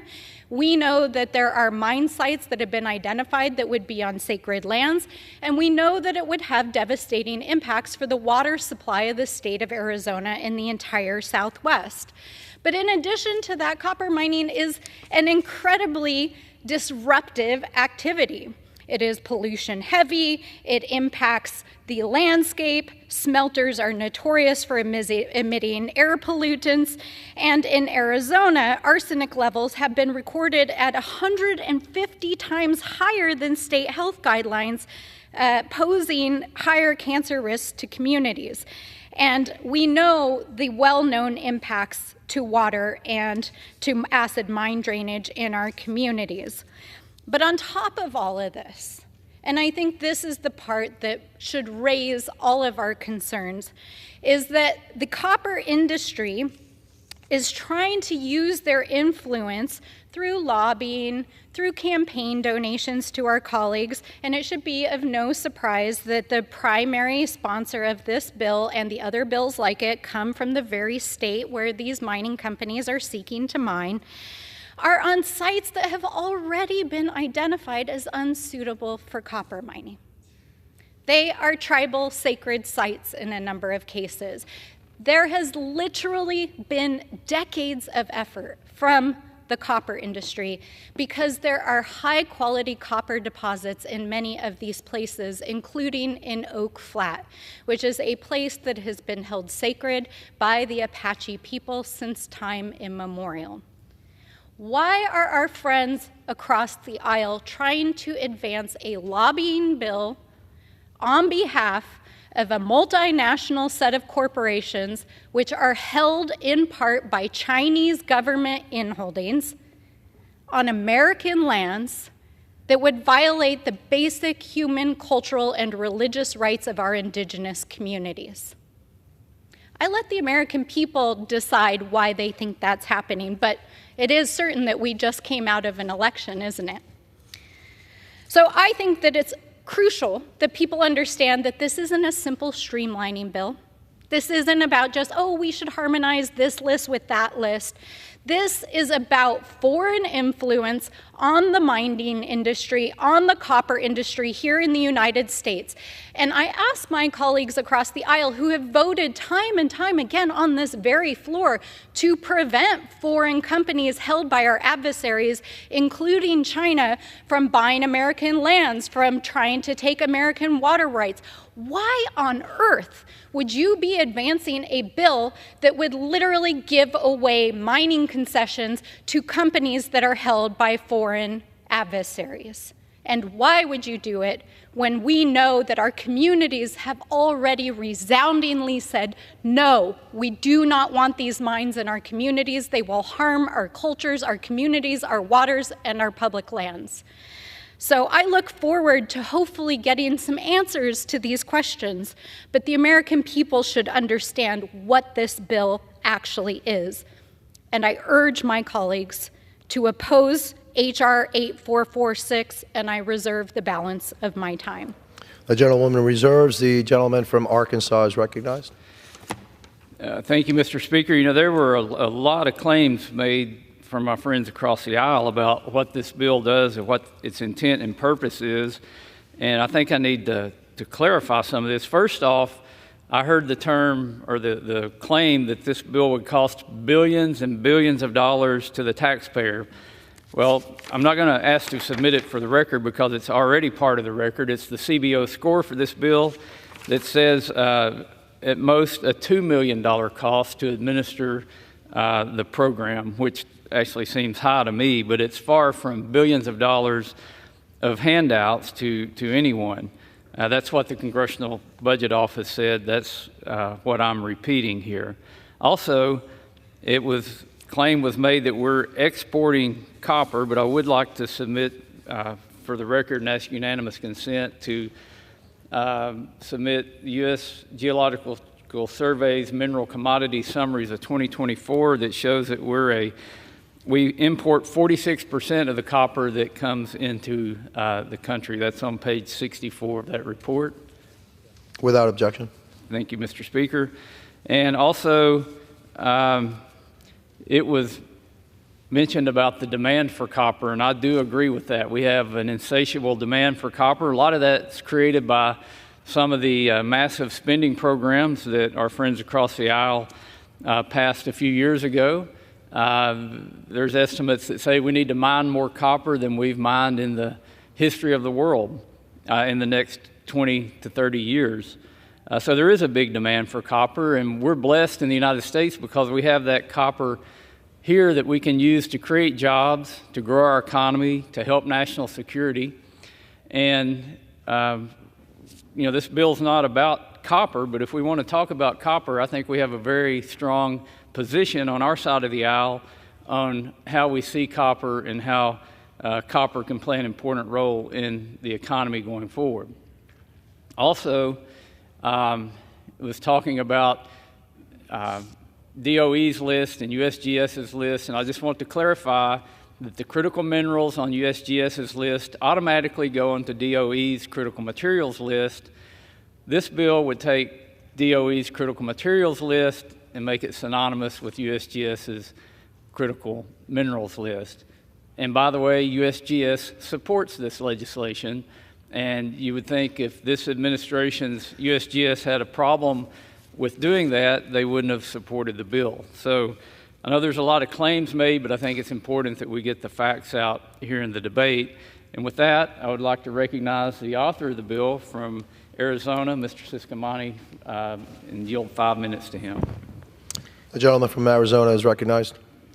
Thank you, Mr. Speaker, and thank you, Chairman Westerman, for yielding me time. And thank you for clarifying a series of those points that were expressed by our friend on the other side of the aisle that you clarified so well.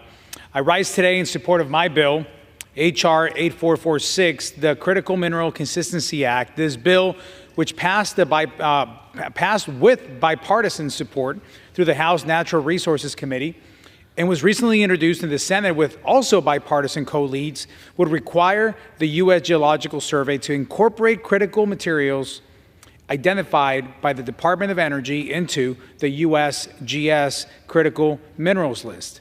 Under the Energy Act of 2020, items appearing on the USGS critical minerals list are automatically included on the DOE's critical materials list. However, items on the DOE list are not reciprocated to the USGS list.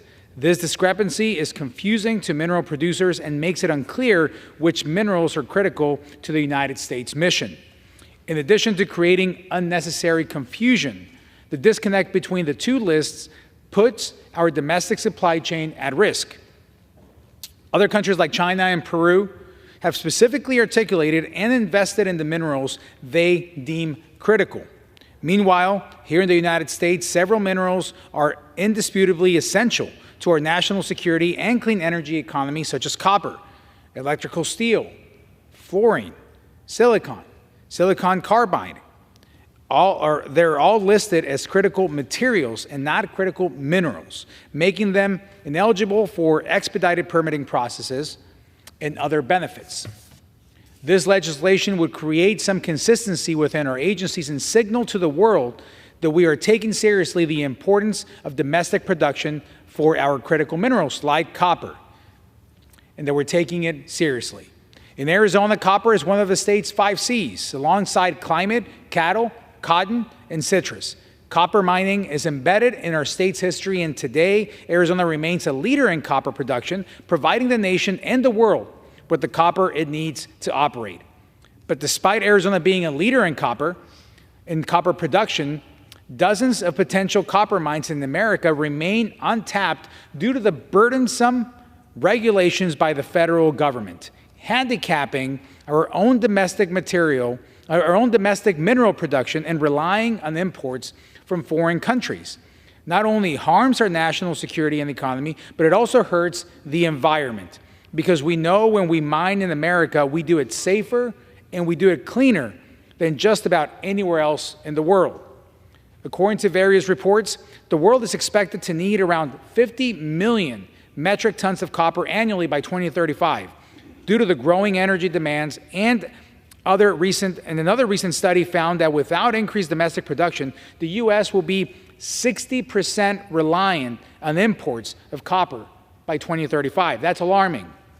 In a world where foreign wars have created massive instability in the global economy, we should not be reliant on other countries for critical materials that are used in everything, and critical minerals, I should say, that are used in everything from military vehicles to our electrical grid infrastructure.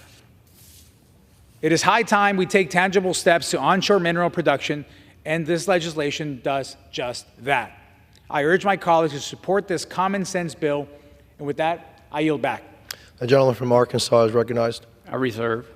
The gentleman from Arkansas reserves. The gentlewoman from New Mexico is recognized. Thank you. I think this is a really important debate for the American people to hear. I want to first address the comments that were made about these companies who are seeking to get access to public lands for copper and other minerals as being confused.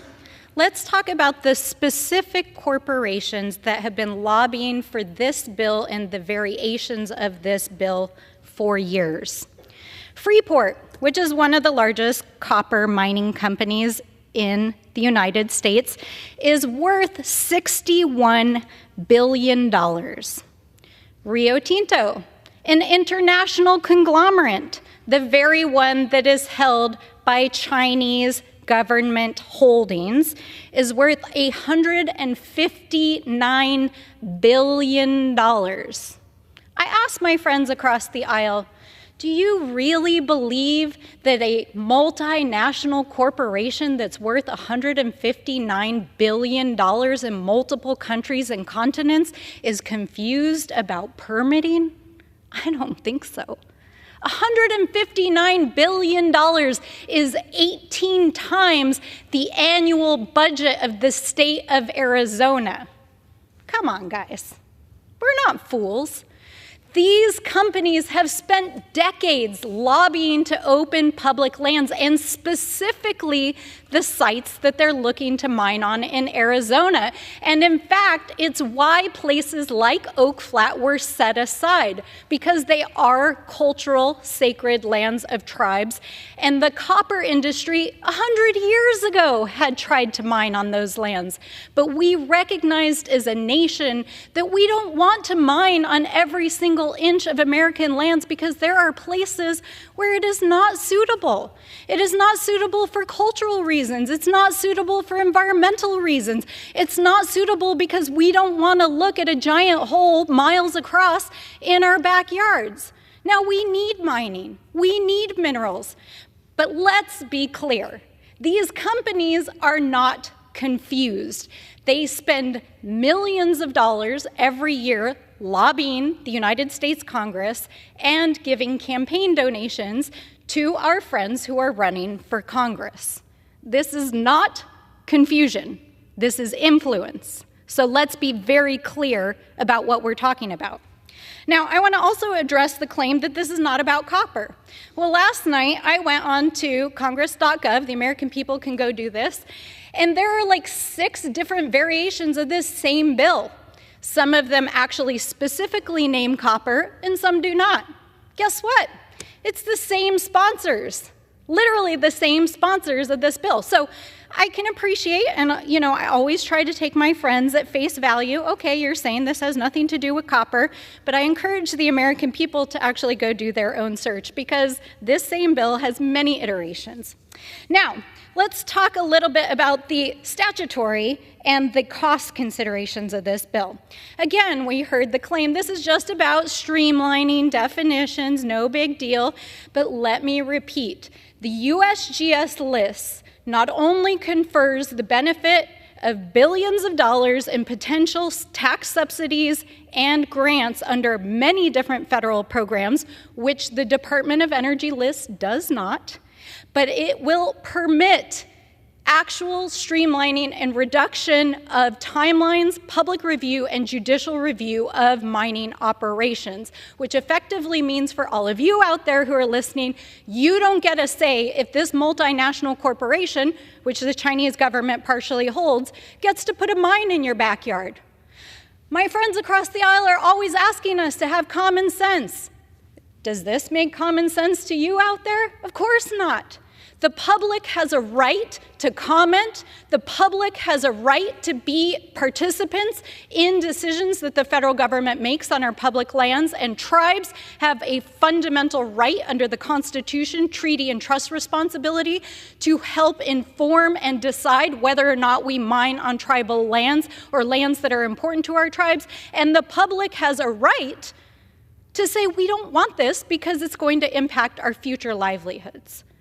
So for our friends to claim that, oh, this is just a simple definitional change in streamlining is really about taking away fundamental rights. Now, I think it's instructive. We had a lot of conversation before the election about Project 2025, and our friends across the aisle kept trying to distance themselves from it and say, oh, we're not actually planning to do that.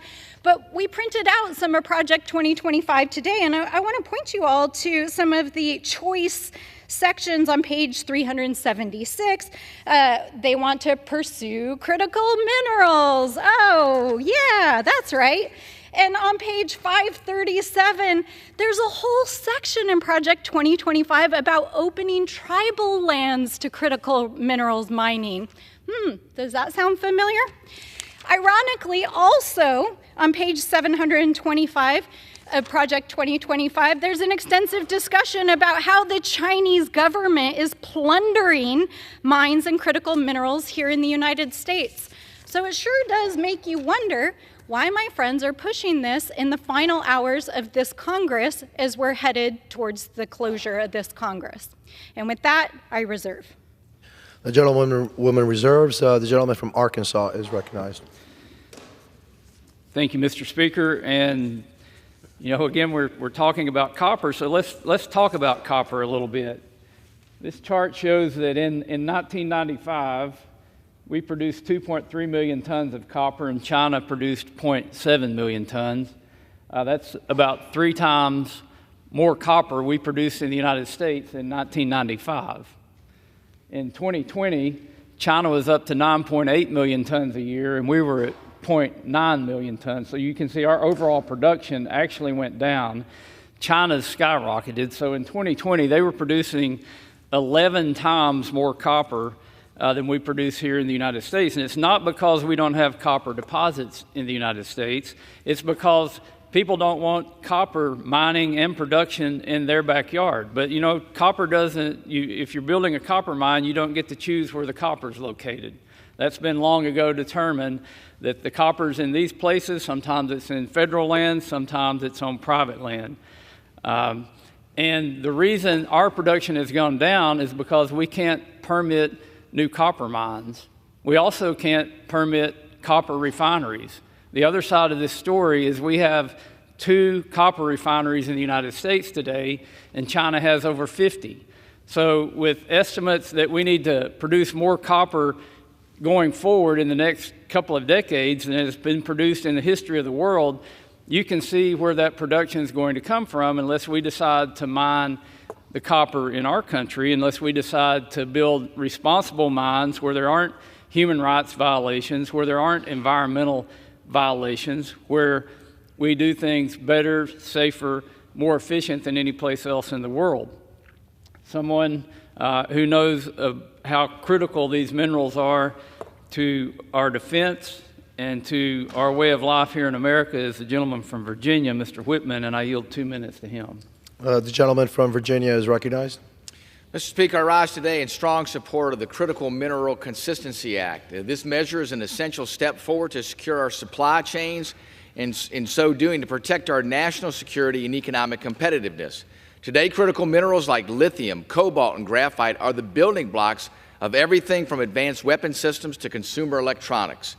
Every advanced economy depends on these resources, but the challenge we face is that these minerals are a limited supply and overwhelmingly sourced from China.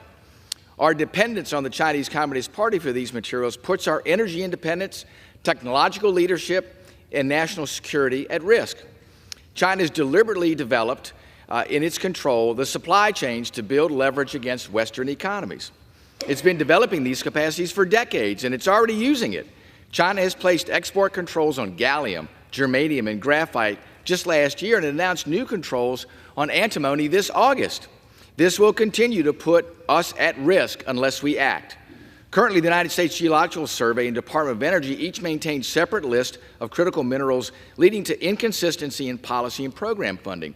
These lists use different standards to determine what made a mineral or material critical. And this misalignment led to crucial elements like copper being listed by one agency while being ignored by the other. This bill is simple but significant step forward to streamline interagency coordination, improve efficiency, and ensure the federal efforts to stockpile, recycle, and develop alternative supplies from these minerals are focused on the same priorities. We must ensure that our nation has the resources it needs to remain a global leader in defense, energy, and innovation. And we cannot be at the mercy of China that uses forced labor and destroys environments around the world. My colleagues would like for China to continue to use forced labor. They'd like for us to continue to see them increase the production of copper. They'd like to see us continue to advocate for human rights violations in using forced labor, and also to make sure, too, that they're destroying environments. Gentleman's Thank you, time has folks on the other side of the aisle, for your stand on human rights. Not so much. The gentleman from Arkansas is recognized. I reserve. The gentleman reserves. The gentlewoman from New Mexico is recognized. Well, I appreciate it, Mr. Speaker, and to my colleagues across the aisle. And absolutely, you are so right. We do want to prevent our foreign adversaries like China from working to outcompete us and to make sure that they do not have access to control our supply chain, which makes it particularly confusing that the bill you're trying to advance today is about copper. I want the public to note that they said it's not about copper, but they just happen to have all the talking points about copper right there printed out, ready to talk about copper. It is about copper. This is about the copper industry who has been lobbying for this bill for decades, and in particular, several large multinational conglomerates, including Rio Tinto, which is one of the largest in the world, which is held in part by the Chinese Communist Party, who would like to mine on specific sites in the state of Arizona that have already been identified as unsuitable. Unsuitable for cultural reasons, unsuitable for tribal reasons, unsuitable for water reasons, unsuitable for public lands reasons. You can say that this is just about harmonizing lists, but the Department of Energy does not have purview over permitting on our public lands. The Department of Energy's legislative mandate, as created by this body, is to oversee our nation's energy systems. The Department of the Interior, where USGS sits, who manages our public minerals and our understanding of them, is the federal agency that makes the permitting decisions, the legal decisions, the executive decisions, and the tribal consultations that affect when, where, and how minerals are accessed on our public lands. So this is about a lobbying effort by multinational corporations to move the lists in such a manner that it will open our public lands to mining on sites they have already identified, in which the public has in various ways already said, no, no thank you, or they want a process for the public to actually weigh in on. So I hope that my friends across the aisle, because it does sound like we have a lot in agreement, will agree that the Chinese Communist Party is buying up minerals and mining projects around the world. In fact, the Chinese government has been stockpiling critical minerals for years, which has created a crisis for the United States.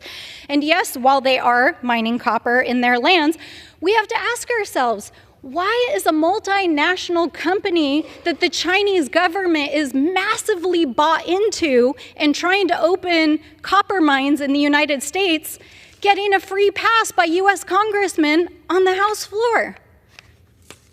I mean, really, guys, I really would like to know why this is happening. So I hope that we can agree that we should not be allowing that kind of foreign influence in our permitting decisions. And so for this reason, and at the appropriate time, I would like to offer a motion to recommit this bill back to committee. And it was noted a moment ago that USGS supported this bill. I want to tell you all that we contacted USGS last night based on the testimony that they submitted. And while they said that they agreed with the concepts in the bill, that it needed technical changes in order for them to actually support it. So if the House rules permitted, I would have offered a motion with an important amendment to this bill. But my amendment, my motion to recommit, is common sense. It would prohibit any federal benefits associated with being on the critical minerals list, what this bill is trying to accomplish, from going to our foreign adversaries, including companies they own and the subsidiaries of these companies. So I would like to ask unanimous consent to enter into the record the text of my amendment. Without objection. I sincerely hope that my colleagues will join me in voting for the motion to recommit so that we can protect our nation's natural resources and our supply chain from our economic adversaries abroad. I reserve. Reserves. The gentleman from Arkansas is recognized.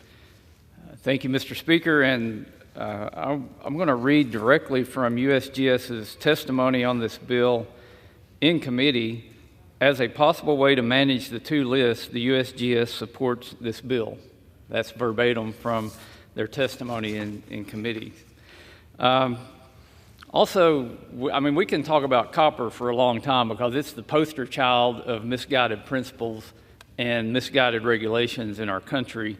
But there's more on the list than just copper. Let's talk about electrical steel. Electrical steel goes into transformers. If you want to build new transmission lines and transmission systems, you have to have transformers. You can't build transformers without electrical steel.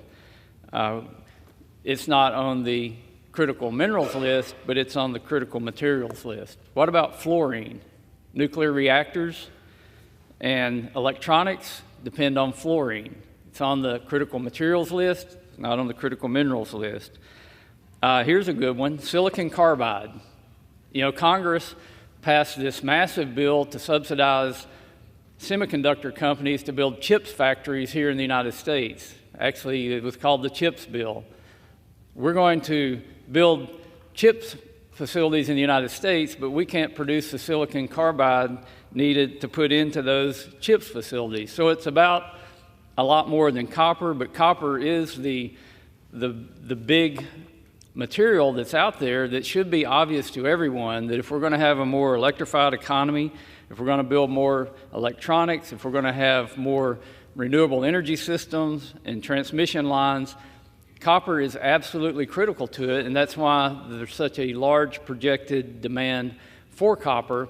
Fortunately, we actually have copper in the United States, and I next want to recognize and yield 5 minutes to the gentleman from Minnesota who has, I believe, the largest copper deposit, largest cobalt and nickel deposit in the world located in his district, but decades of permitting and we're still not producing copper, cobalt, or nickel from those mines, and also I believe they have platinum and palladium. Mr. Stauber. The gentleman from Minnesota is recognized. Thank you very much, Mr. Chair. Hailing from the great state of Minnesota, Mr. Chair, Minnesota has the most mineral wealth of any state in our nation, with the exception of Alaska. And I've heard my colleagues on the other side of the aisle talk about how they support mining. I disagree that they support mining, and you know why? Because this administration, Mr. Chair, hasn't opened up one mine. And again, not one mine in the United States of America under the Biden administration. So they say they support mining so long as it never happens. Furthermore, Mr. Chair, any mining done in the United States of America must follow our environmental standards and our labor standards. You know, it was mentioned moments ago about the Chinese Communist Party. I want to bring one more mineral. It's called antimony. 1 month ago, the communist country of China stopped exporting antimony to the United States. Antimony that's made for semiconductors. Antimony that's used in our explosive devices for our military. Antimony that's used for our medical instrument devices manufactured here in the United States. We have antimony mines in the United States potentially if we're allowed to mine them. And furthermore, in the Inflation Reduction Act, the $7.4 billion, Mr. Chair, that was put forth towards electric charging stations, we've got 11 of them. The government has actually installed 11 charging stations for EV vehicles across this nation. $7.4 billion they were given. Furthermore, they have removed, the Democrats and this administration have removed the Buy American requirements for those charging stations. You know why, Mr. Chair? Because they won't let us mine here, and the percentage of minerals needed to meet the IRA demands can't be met unless we mine here in the United States of America. Mining is our past, our present, and our future. Mr. Chair, not only has this administration stopped mining in Minnesota, but they've stopped it in North Dakota, South Dakota, Montana, Wyoming, Nevada, Washington, Oregon, New Mexico, California, Pennsylvania, and the list goes on and on. This is the most anti-mining administration in the history of this country, and we are going to suffer for it. Right now, antimony. We need to replenish our ammunition. We are struggling right now. That's why the Biden administration's USGS supports this H.R. 8446, the Critical Minerals Consistency Act, introduced by my good friend, Mr. Ciscomani from Arizona. He understands. We have to have the political will in this country, Mr. Speaker, to be able to mine here safely under our regulations. You know, we need permitting reform, which is going to allow us to mine here, process here, and manufacture here. right here in America using our jobs, our economy, our workers, which is going to benefit our economy, our communities, our strategic national security. Why would anybody not want to mine in this country using the best environmental standards and the best labor standards in the world? They are caving to the radical left, the anti-mining stance of their party. And on January 20th, the Americans are going to see a different attitude towards extracting these minerals that we are blessed with in this great country. We are blessed with these minerals. No other countries like us. No other country. If we have the political will to meet these needs, we can do it. I stand strongly in support of H.R. 8446. I stand strongly support in domestic mining. Again, Mr. Chair, I want to remind you and others, this is the most anti-mining administration in the history of this country, and it's going to end. We have to hold our strategic national security in the palm of our own hands. I'll be doggone if I'm going to allow China to control our destiny or other foreign nations. And I yield back. Gentleman of Arkansas reserves. Mr. Speaker, I have no further requests for time. I'm prepared to close, and I do reserve. Gentleman reserves. Gentlewoman from New Mexico is recognized. Thank you, Mr. Speaker. I stand here once again today to oppose H.R. 8446, a bill that ignores science, ignores the facts, and would add copper to the critical minerals list to help wealthy multinational corporations, some of which are held by our foreign adversaries, to gain critical benefits, federal tax breaks, and access to our federal lands and tribal sacred sites. There have been some claims today about the Department of the Interior and USGS's stance on this bill. I want to be clear that while the USGS did respond to the bill and share information about how to harmonize the list, they identified specific issues with the bill about its scientific integrity. Let's be clear. USGS scientists use peer-reviewed methodology to determine whether or not copper or any other mineral here in the United States should be considered a critical mineral and be given the benefits that come along with being included on that list. Now, while copper and many of the minerals discussed here are important to our economy, they are important to our national security, they are important to the future of this nation, they do not currently have the same supply chain vulnerabilities that other minerals on that list have, and therefore do not qualify for the permitting and subsidy benefits that come with being included on that list. And I think that the American people would agree with all of the things that my colleagues said, that we should not be giving giveaways to our foreign adversaries who are trying to stockpile these minerals right now. So why on earth would we advance a bill that would give companies that the Chinese government holds financial interests in access to copper and other critical minerals here in the United States? It's crazy. Designating copper as a critical mineral will divert precious resources and attention away from other critical supply chains that need it critically right now. It will open permitting, environmental review processes, tribal consultation, and we know from history, because it has told us at every chapter in every generation, that it is our most vulnerable communities without power, influence, and money who will suffer the consequences. And in this case, particularly our tribal communities who have sacred lands that they have protected for countless generations.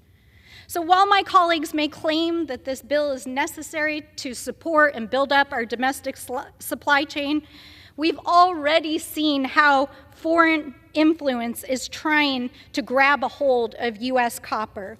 There are no safeguards in this bill, and I cannot emphasize it enough. This bill will allow foreign actors, through their financial holdings, including our adversaries, to benefit from the U.S. public lands and resources and materials that they are trying to take and stockpile. And it will leave our communities with pollution and devastation. We just heard an argument that everything's going to change on January 20th. If you don't know, January 20th is Inauguration Day. Project 2025, it turned out it was real. Critical minerals, opening public lands, opening tribal lands, not protecting sites that we already knew were precious for sacred and other reasons. We just heard it right here on the floor. It's all going to change on January 20th. And so I asked my colleagues, who's going to benefit and at what cost to our communities, at what cost to the American people? And the claims that were made on this floor today about us not caring about our supply chain and about our people. We have one of the largest copper mines in the United States in New Mexico. We support our miners. We support our laborers. I would not be standing here on the House floor if my mother had not been one of the first women operating engineers to work at a coal-fired power plant in New Mexico. So I do not appreciate the assertions that we've heard here today that we are trying to attack workers, that we're trying to attack American sovereignty and national security, and that we don't care about our economy and supply chain, because we are here fighting for the people. We are fighting for our communities. We are fighting for our tribal nations. And yes, we will see changes on January 20th, and that is why we have to stop this bill so that it doesn't give a carte blanche to Chinese financial holdings to mine with impunity on our public lands. And that is why I oppose this bill. And with that, I yield back the balance. I reserve the remainder of my time. The gentlewoman reserves. Gentleman from Arkansas is recognized. And Mr. Speaker, I did have a request for additional time. I yield 1 minute to the gentleman from California, Mr. LaMalfa. The gentleman is recognized. Thank you, Mr. Speaker. Thank you, Mr. Chairman. So what do we know about copper? It is extremely important to move forward with any of the technology that Americans are going to require, or certainly what government is liking to require on electric vehicles, on electrification of everything. So at a time where the demand for copper is going to skyrocket, be exponentially more, the U.S. is actually producing less copper than it has been. And you want to talk about a process of trying to get more copper online in this country.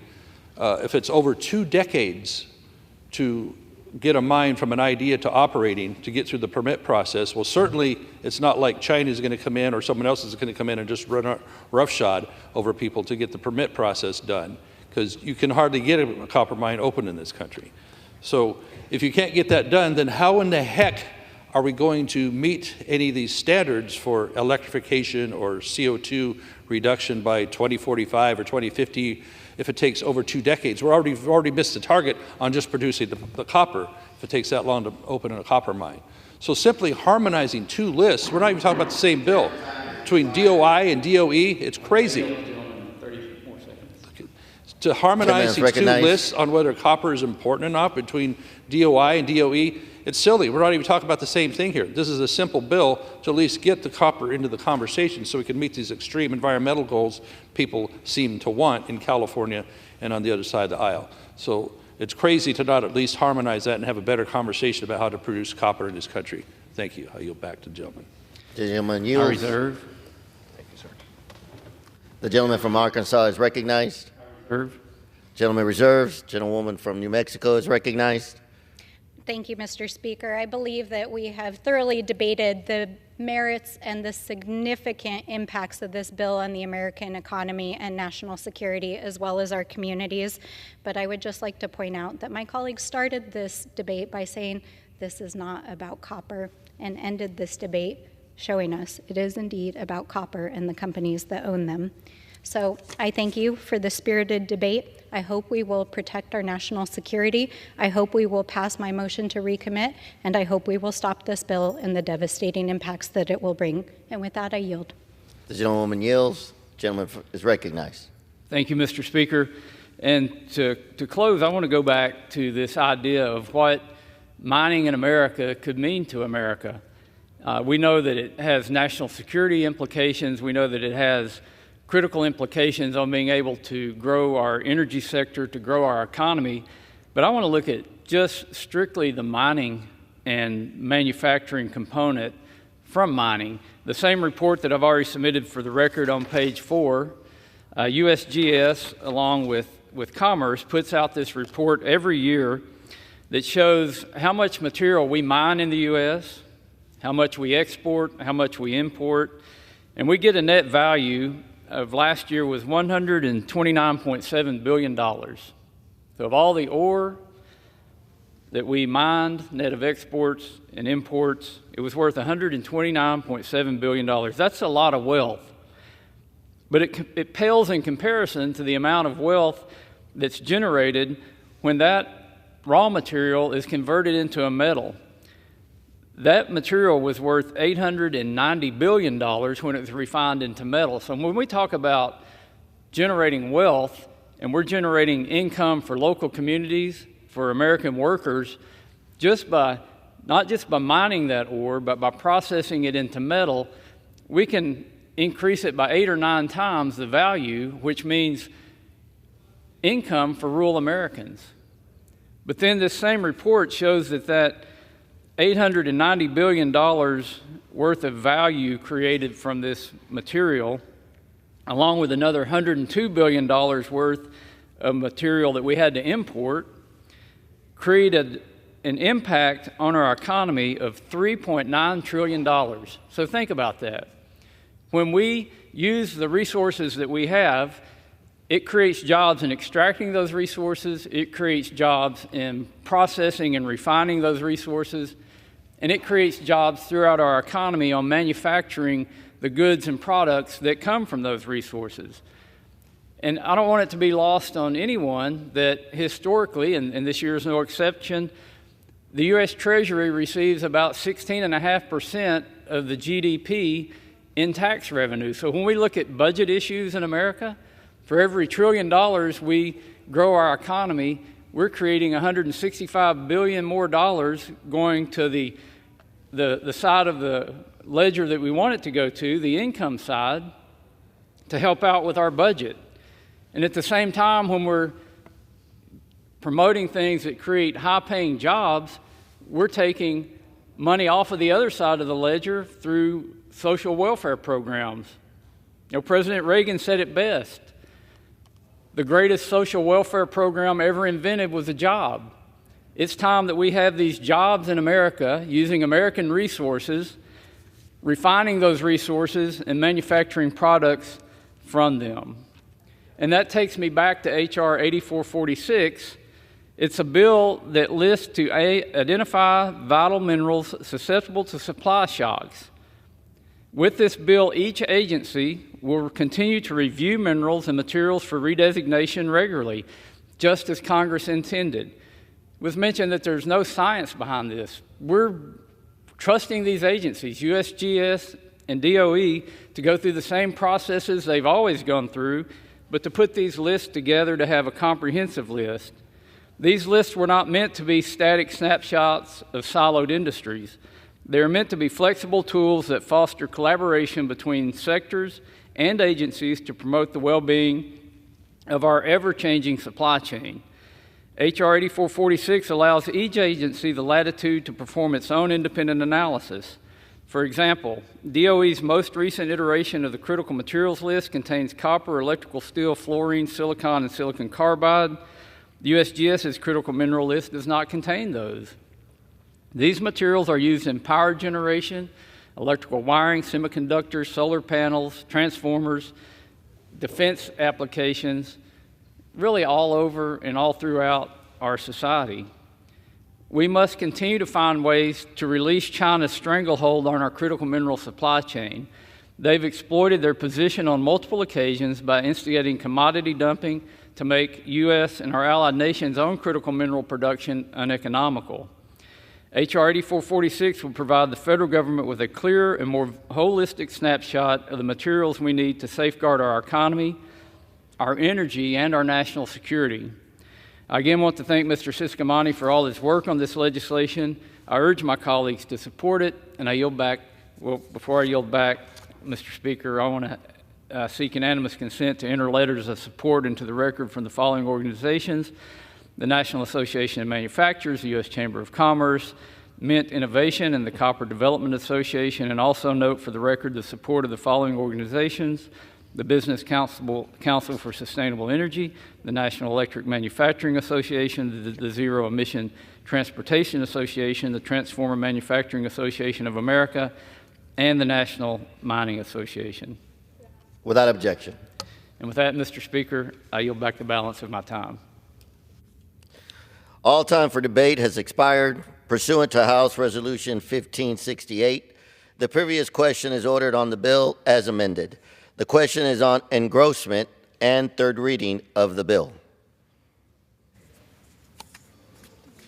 Those in favor say aye. Aye.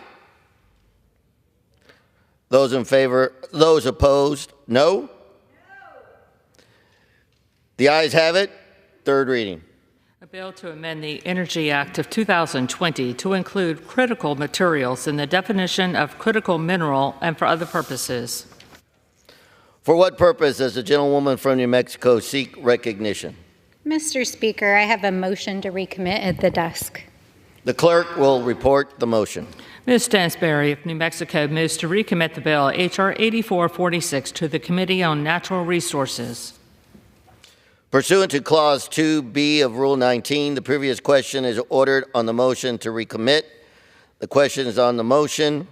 All those in favor say aye. Those opposed, no.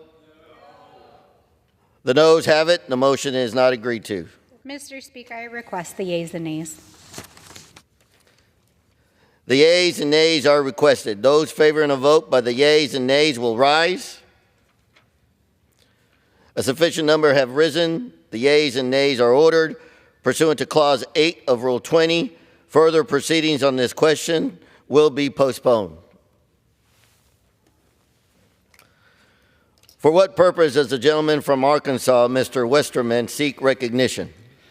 Mr. Speaker, pursuant to House Resolution 1568, I call up H.R. 7409 and ask for its immediate consideration in the House. The clerk will report the title of the bill. Union Calendar Number 609, H.R. 7409, a bill to amend the Geothermal Steam Act of 1970 to waive the requirement for a federal drilling permit for certain activities, to exempt certain activities from the requirements of the National Environmental Policy Act of 1969, and for other purposes. Pursuant to House Resolution 1568, the bill is considered read. The bill shall be debatable for 1 hour, equally divided and controlled by the chair and ranking minority members of the Committee on Natural Resources or their respective designees. The gentleman from Arkansas, Mr. Westerman, and the gentlewoman from New Mexico, Ms. Strasberry, each will control 30 minutes. The chairman recognizes the gentleman from Arkansas, Mr. Westerman. Mr. Speaker, I ask unanimous consent that all members may have 5 legislative days in which to revise and extend their remarks and insert extraneous material on H.R. 7409. Without objection. I rise today in support of H.R. 7409, the Harnessing Energy at Thermal Sources Act, or the HEATS Act. First, I want to thank my friend, Representative Young Kim, for being a leader on this issue and working with my staff and me to bring this bipartisan bill to the floor. H.R. 7409, the HEATS Act, is a common sense bill that would expedite the development of geothermal energy on non-federal lands containing federal minerals. Currently, geothermal operators on non-federal land producing any amount of federal resources must abide by all federal laws and permitting processes, even if the share of federal minerals is minuscule. Under this bill, such projects would still undergo a rigorous state permitting process, but would not be bogged down by duplicative and burdensome federal permitting processes. H.R. 7409 stipulates that geothermal wells on non-federal lands are not subject to NEPA, ESA, or NHPA if the United States holds an ownership interest of less than 50% of the geothermal estate and the operator receives a drilling permit from the respective state. Notably, the bill would not impact the royalty paid to the federal government. Therefore, it would not reduce the federal revenues generated by geothermal production.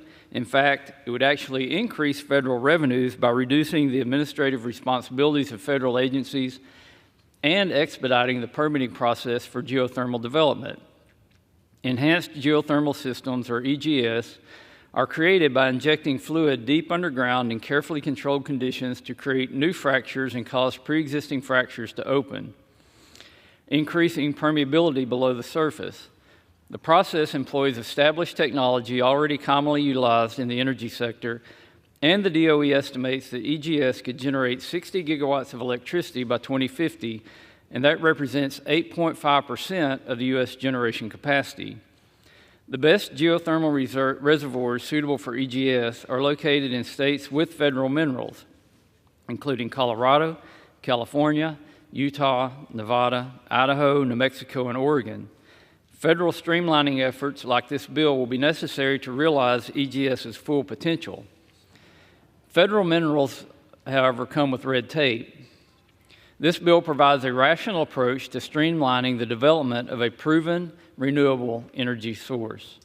This common sense bill will help spur geothermal energy development and promote American energy independence as part of an all-of-the-above energy strategy. I urge my colleagues to join me in supporting this bill, and I reserve the balance of my time. The gentleman reserves. The gentlewoman from New Mexico is recognized. Thank you so much, Mr. Speaker. I yield myself such time as I may consume. Without objection.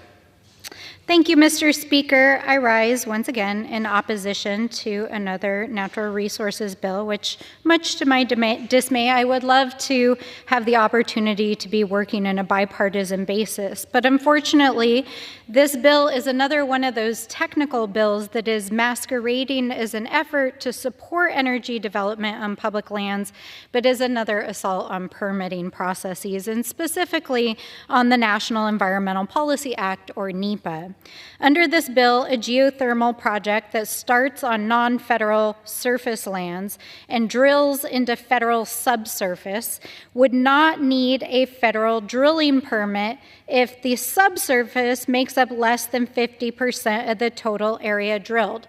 Now, if your eyes went crossed when you heard me describe that technical language, let me help explain. The federal government manages our federal lands on the surface. That's where the soil, the trees, and all of that is. There is a separate permitting process for the subsurface. That's where we find oil and gas, other valuable minerals, and in this case, geothermal resources that we may want to develop for energy sources. They're two different permitting processes.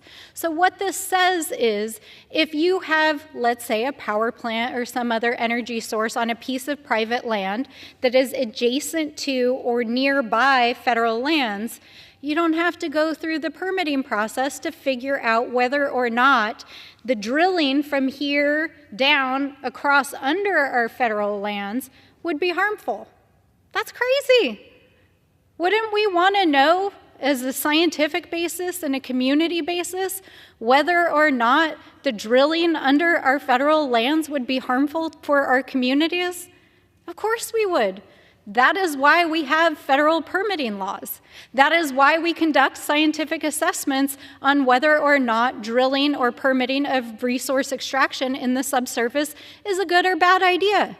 In some cases, as we've seen, it can cause seismic activity, as we've seen with certain oil and gas operations. In other cases, it can cause contamination of groundwater. In other cases, it can cause subsidence of the surface, which could damage a national park or some sort of sacred site for a community, or just your viewshed. And taking away the permitting process means that folks could do things on private lands using our federal resources without having to ask the public if they think it's a good idea. Now, I'm a fan of geothermal. It's a great energy resource. There's nothing wrong with geothermal, but all of our energy resources have a footprint. They all look like something. And in this case, as you can see in this picture, geothermal is also an industrial activity.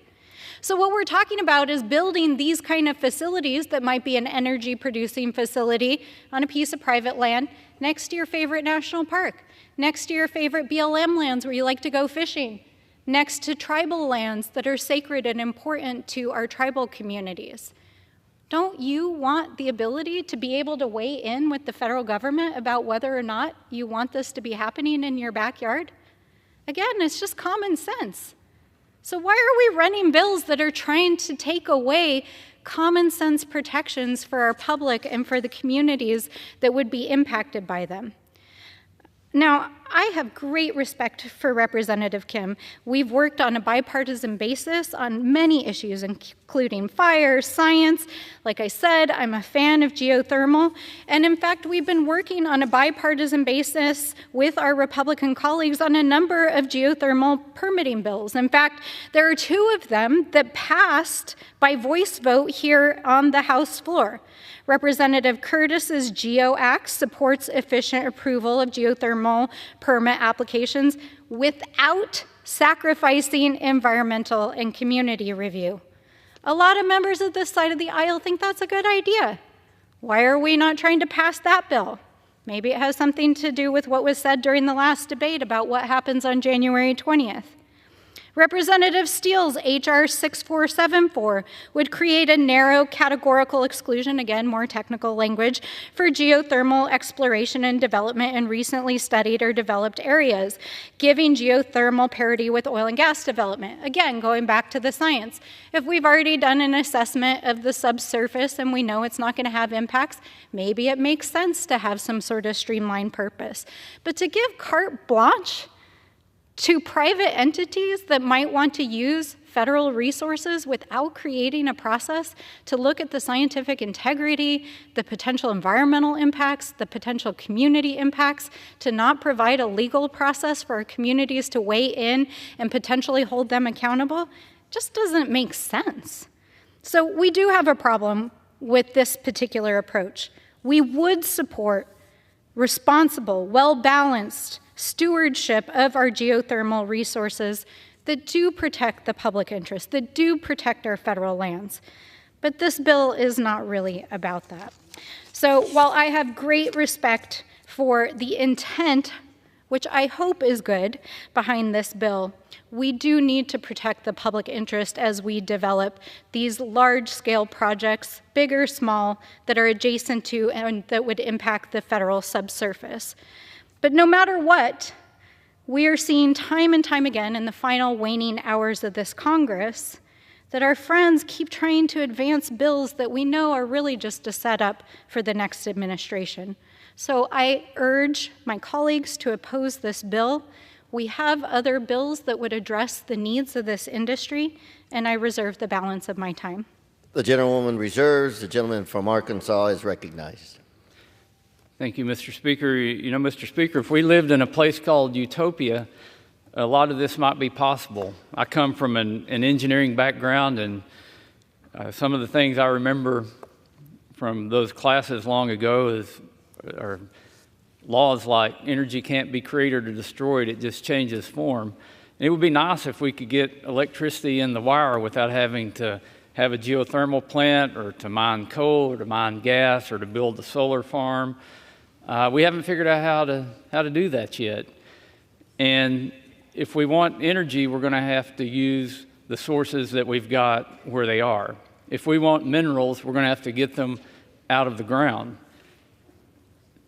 That can be a good thing because that can create jobs, that can create economic growth, and we can do it in a responsible way. This bill does not remove all permitting. It requires landowners to still get permits from states. It has protections built in for the environment, and it gives states and local communities a bigger seat at the table than to rely on some permit coming out of Washington, D.C. to develop a project that has a slight interest in federal minerals. So I commend the gentlewoman from California, Ms. Kim, for bringing this bill forward, and I yield 3 minutes to her. The gentlewoman from California is recognized. Thank you. I want to thank Chairman for yielding and for your leadership in moving this bill forward. Thank you. And Mr. Speaker, I rise in strong support of my bipartisan bill, H.R. 7409, Harnessing Energy at Thermal Sources Act, or the HITS Act. Geothermal energy is a clean, renewable source of energy that can generate electricity, heat homes and buildings, and power industrial processes. More geothermal energy production will lower our environmental footprint and benefit the climate. Despite having a similar extraction process to that of oil and gas, geothermal energy is constrained by federal permitting restrictions. Currently, geothermal operators on non-federal land that produce any federal resources are subject to all federal laws and permitting processes, even if minimal amounts of federal minerals are present. My state of California is a major producer of geothermal energy and has ample energy resources below the earth ready to be tapped into. But the current federal permitting process and state regulations have hurt progress in harnessing this clean energy source. The HITS Act would waive federal drilling permit requirements for geothermal wells that are on state and private lands. This means geothermal operators would not need a federal drilling permit for wells that are on state and private lands on which the subsurface geothermal estate is less than 50% federal. Operators must still go through a rigorous permitting process at the state level, but they will no longer be burdened by the federal process, allowing us to harness this untapped energy source faster. H.R. 7409 is a common sense measure that will lower costs for Americans, reduce emissions, protect our national security, and expand our energy portfolio. The Natural Resources Committee passed the HITS Act by a bipartisan vote, and I look forward to this bill passing out of the House in a timely bipartisan manner. I want to thank Representative Duarte, my colleague, for co-leading the HITS Act with me, and to Natural Resources Committee Chairman Westerman for your commitment to accelerating geothermal energy production and promoting American energy independence. I urge my colleagues to vote yes on H.R. 7409. Thank you, and I yield back. Gentlewoman yields back. I reserve. Gentleman from Arkansas reserves. The gentlewoman from New Mexico is recognized. Thank you, Mr. Speaker. I want to start by agreeing with my colleague across the aisle. We do not live in a utopia where energy just magically appears, and I completely agree that we are in a massive transition where we have to explore all options to produce and to supply the energy needs that our nation needs in order for people to survive and to thrive, so long as it is done in a responsible, environmentally friendly, non-climate affecting, and community-informed way. Of course, we want our communities to have a say in what we do. Now, I want to address what we heard about, well, it'll be protected under the states. We're not talking about state resources. We're talking about federal resources. The United States public lands belong to all of us. The surface, our national parks, our favorite streams on BLM lands and international forests. The subsurface belongs to the American people. All of the things that we've been talking about today, the minerals that will be mined, those are the American people's minerals. The geothermal resources, those are the American people's resources. Even the oil and gas, those are the American people's resources. The reason why we have permitting processes is because the American people get to decide, do we want to give the great riches of this nation over to private companies who want to provide a supply, to provide a good or service to the American people? But the American people get to decide because those are our resources. And that is why we have federal processes to determine, one, if it's a good idea from a scientific and an engineering standpoint, two, to decide if it's going to impact our communities adversely. I mean, imagine going to your favorite stream to go fishing and find out that a permit for subsurface materials had caused the bottom to drop out and a land subsidence that destroyed your favorite fishing spot. And nobody ever told you because a geothermal plant had gone in a few miles away and drilled underneath it. That is why we have federal permitting processes. It's so that the American people can decide if this is what we want to do with our precious lands, our precious resources, and the things that belong to all of us. So there are solutions here in Congress. There are solutions that are supported by the vast majority of members across the aisle that would protect the public interest, that would protect the environment, and protect American interests in our resources. But unfortunately, permit streamlining that does away with subsurface permit authority and public comment of our democratically owned natural resources is not the solution. So with that, that is why I oppose this bill, and I reserve. Reserves. The gentleman from Arkansas is recognized. I guess things depend on the perspective from which you look at them, but if you look at the, well, they took the picture down, the geothermal plant picture that was up on the other side of the aisle. I just want to point out that if that plant were to be built on federal lands, it would go fully under federal permitting process. But we're talking about facilities that are built on state or private lands that are close to federal lands. And what we're really talking about is not what's on the surface, it's what's below the surface. And if the geothermal energy that's going to this facility, if 50% or less of that is coming off of the federal estate, then the developer would not have to go through the federal permitting process, but would go through the state permitting process. They would still pay the federal government the royalty for the geothermal energy that's coming off of the federal estate, but they just wouldn't have to go through the federal permitting process. So you can look at that and say, oh, they're being exempted from the federal permitting process.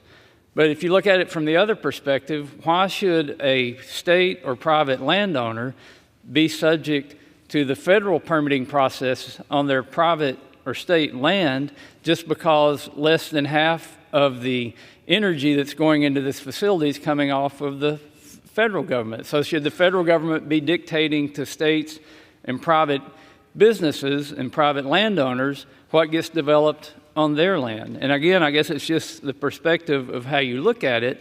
But the one thing we know is you can't harvest and harness this renewable geothermal energy that can make up 8.5% of our electricity generation without getting it out of the ground and having a facility to utilize that. At this point, I want to recognize the gentleman from Minnesota, Mr. Stauber, and yield 3 minutes. The gentleman from Minnesota is recognized. Thank you, Mr. Speaker. I rise today in support of H.R. 7409, the HEATS Act, introduced by my good friend from California, Ms. Kim. This is an important piece of legislation that will increase our energy security and reliability and help lower energy costs for Americans across this great nation. As is the case with much of our domestic energy production, geothermal energy is often developed on checkerboard parcels of land. Such a project often has a footprint encompassing federal, state, and private lands. When that's the case, it's a headache for our energy producers, as it often means more red tape and more regulatory hoops for energy developers to jump through.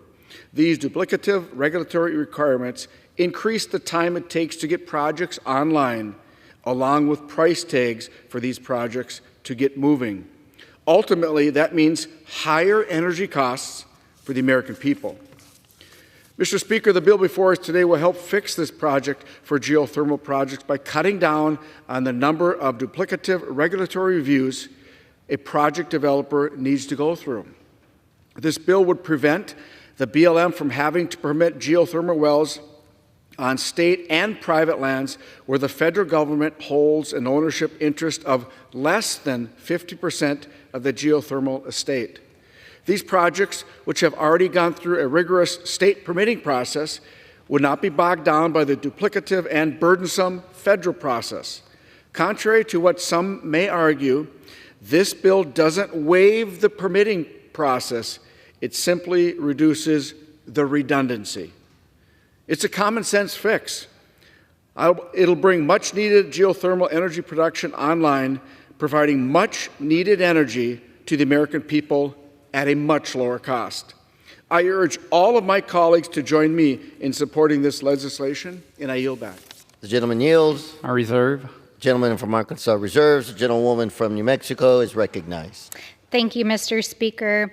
While I appreciate that part of the debate has been framed as a difference in perspective, it's actually a difference in the actual facts on the page of what the bill says.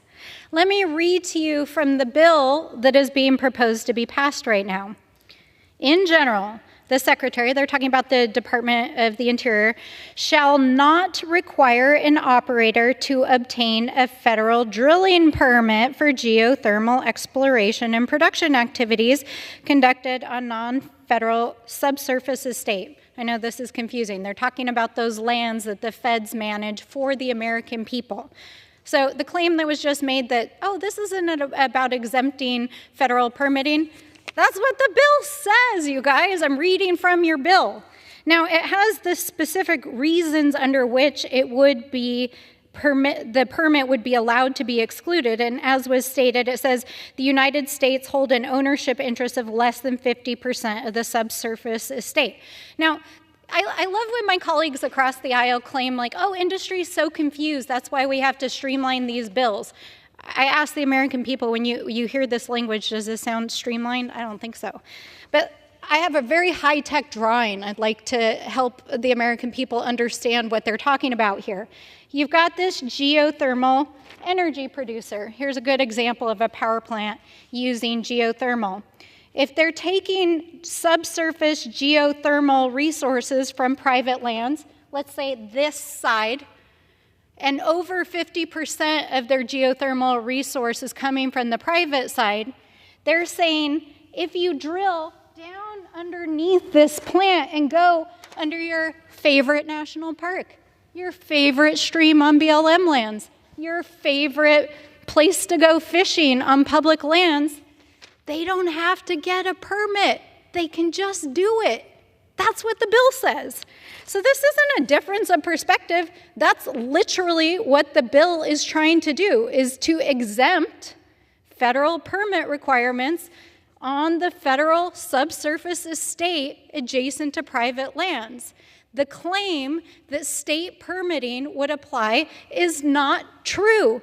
State permitting only applies to private lands. State permitting requirements do not apply to federal lands.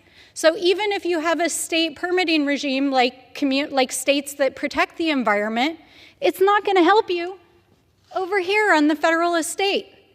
And if you live in a state where there are not state environmental protections for the environment, then guess what? You're screwed. So that is why we're trying to protect the federal estate and the community and environmental interests here. We're not trying to stop geothermal. As I said, we're fans. Let's do this. But let's do it in an environmentally responsible and community-informed way. And with that, I reserve. The gentlewoman reserves. The gentleman from Arkansas is recognized. Thank you, Mr. Speaker, and I appreciate the gentlelady pointing out the language on page 3 of the bill. And I want to point that out too, because it says the Secretary shall not require an operator to obtain a federal drilling permit for geothermal exploration and production activities conducted on a non-federal surface estate. I think most people would agree that we don't want the federal government telling states and private landowners that they have to obtain a federal permit to extract energy off of their land. That's exactly why we're proposing this bill, and it's not coming from the standpoint that the government knows best, that somebody sitting here in D.C. in a nondescript cubicle should be telling somebody thousands of miles away how to develop their land. No, we shouldn't require federal permitting on state and private land, which is what we're talking about. That's what this bill would do. It's only in the case where when you get below the surface, if more than 50% of the geothermal energy is coming off of federal land, then you still have to go through the federal permitting. If it's less than 50%, then the state permitting would rule. It's a common sense bill. It would promote economic development. It would promote renewable energy development. And it's a bill that needs to be passed. With that, I yield 2 minutes to the gentleman from California, who's also worked very closely on this bill, Mr. Duarte. Well, the gentleman from California is recognized. Thank you. Thank you, Mr. Chairman, and thank you, Speaker. Mr. Speaker, I rise today to support H.R. 7409, the HEATS Act. This bill will assist working families, small businesses, and the geothermal energy producers, streamlining the permit process so that one of the cheapest and cleanest energy sources, we are talking about steam coming out of the ground and creating electricity. That's what we're talking about today. Geothermal is a big word. Let's not miss that. This is simply turning steam out of the ground into electricity. One of the cheapest and cleanest energy sources in the United States is prioritized and supported by the federal government. During a natural resources hearing earlier this year, I asked federal regulators what we, the people, gain by requiring a federal permitting process on geothermal energy, one of the cleanest, cheapest energy sources in the world. There was no coherent answer. Instead of restricting geothermal energy, we should be supporting and encouraging advancements in this field. Currently, the Bureau of Land Management is practicing regulation by imagination, with no real instances of negatives or geothermal energy production, and I'm proud to work with Representative Kim to take the necessary steps to make it easier to produce clean, affordable geothermal energy in California. California produces more geothermal energy than any other state, but the Bureau of Land Management is preventing California from growing our clean energy to our fullest potential. This bill ensures that geothermal energy producers do not need to obtain a federal permit if they are drilling on land that is not owned by the federal government. With this common sense change, we can grow our geothermal energy production. This would provide cheaper energy to working families, create good paying jobs in California, and cement California and the United States as a global clean energy leader. I urge my colleagues to support H.R. 7409. It is a common sense bill that will lower energy costs for working families. Thank you, Mr. Speaker, and I yield back the remainder of my time. The gentleman yields. The gentleman from Arkansas is recognized. Mr. Speaker, I have no further requests for time, and I'm prepared to close and continue to reserve. The gentleman reserves. The gentlewoman from New Mexico is recognized. Thank you, Mr. Speaker. I want to just go back to the language of the text. As I read this text as it appears on the page as introduced, it is seeking to exempt federal permitting requirements for the subsurface estate. So that means federal resources. They're saying if it's private lands on top, but public on the bottom, you don't have to get a permit. That's what they're saying. Now, I know that boggles the mind for some folks, but that is essentially an American resource. The people of this country, it's common sense, should have a say as to whether or not they want an energy plant to go in, for drilling to happen under their lands, for resources to be extracted. It's just common sense. I also want to make the point that there was some comments made about the administration trying to restrict geothermal. That's just patently untrue. This is not about trying to restrict or trying to stop geothermal. This is just about maintaining the existing requirements that we have in protecting American resources in the subsurface so that the taxpayers get a fair shake and that the American public can say whether or not they think it's a good idea to have a private company drilling and removing resources under our feet. It's common sense. I agree. So with that, I reserve. The gentlewoman from New Mexico reserves. Okay. I reserve. Is the gentlewoman from New Mexico prepared to close? Yes. The gentlewoman from New Mexico is recognized. Thank you, Mr. Speaker. H.R. 7409 is another loophole disguised as permitting reform and streamlining. It would create a path for geothermal projects to bypass critical environmental and community reviews based on arbitrary line drawings and new, convoluted, not streamlined language regarding the federal subsurface estate. It sets a dangerous precedent. I know they keep saying this is about streamlining and making it easier.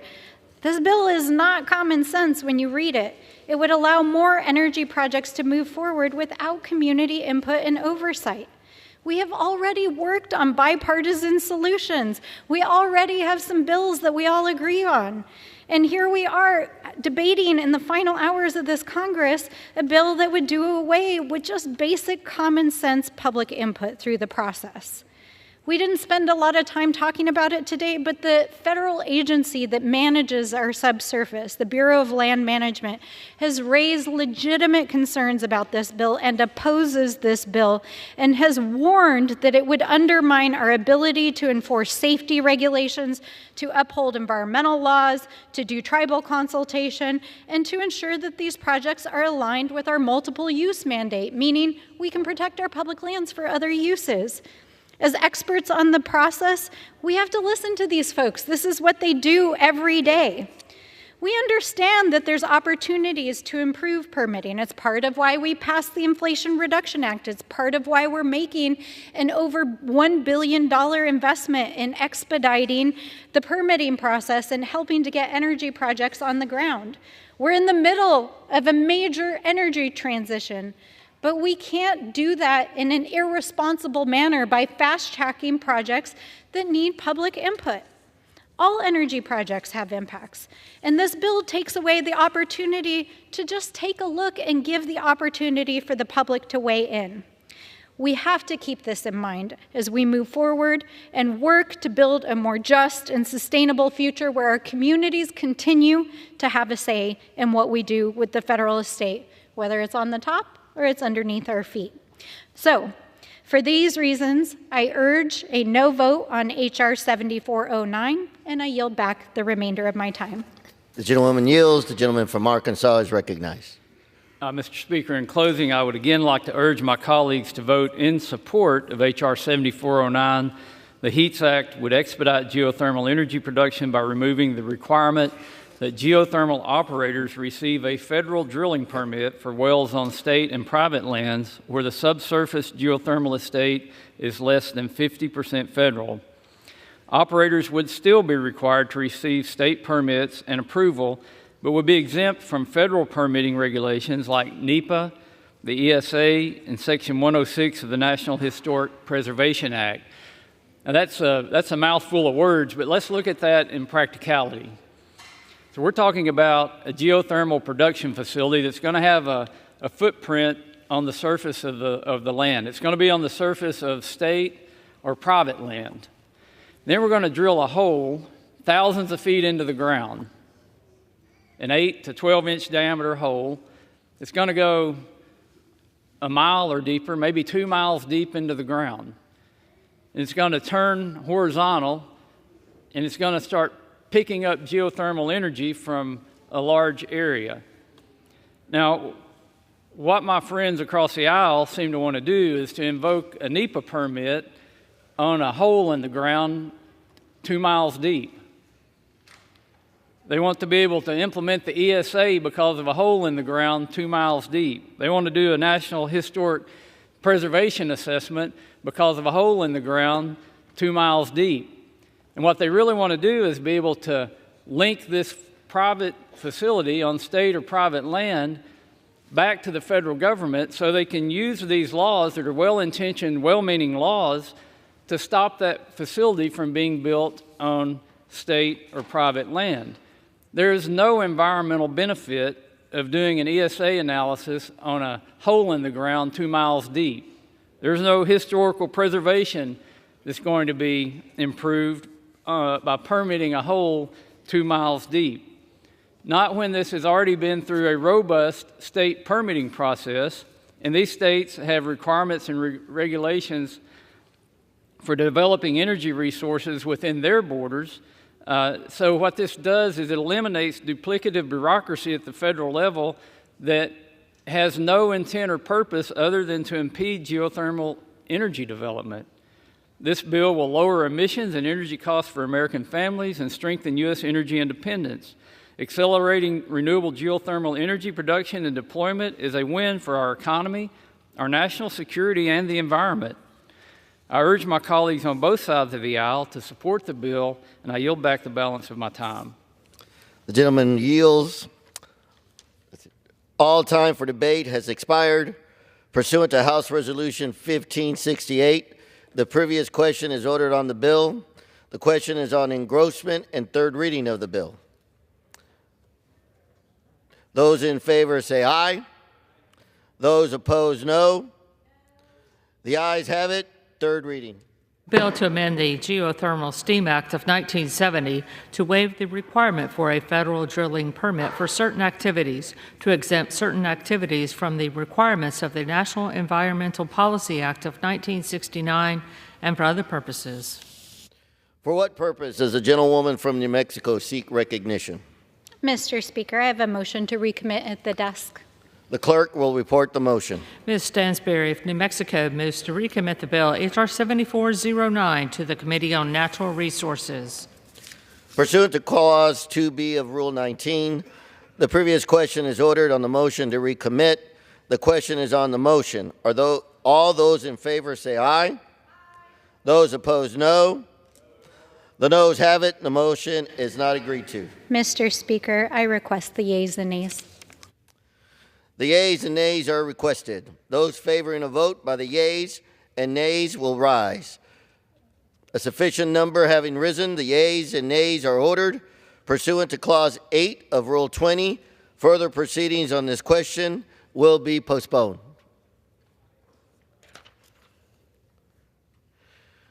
Proceedings will resume on questions previously postponed. Votes will be taken in the following order. Motion to recommit on H.R. 8446. Passage of HB 8446 if ordered. Motion to recommit on H.R. 7409 and passage of H.R. 7409 if ordered. The first electronic vote will be conducted as a 15-minute vote pursuant to Clause 9 of Rule 20. Remaining electronic votes will be conducted as 5-minute votes. Pursuant to Clause 8 of Rule 20, the unfinished business is the question on agreeing to the motion to recommit on H.R. 8446, offered by the gentlewoman from New Mexico, Ms. Stansberry, and which the yeas and nays were ordered. The clerk will redesignate the motion. Motion to recommit H.R. 8446, offered by Ms. Stansberry of New Mexico. The question is on agreeing to the motion to recommit. Members will record their votes by electronic device. This is a 15-minute vote.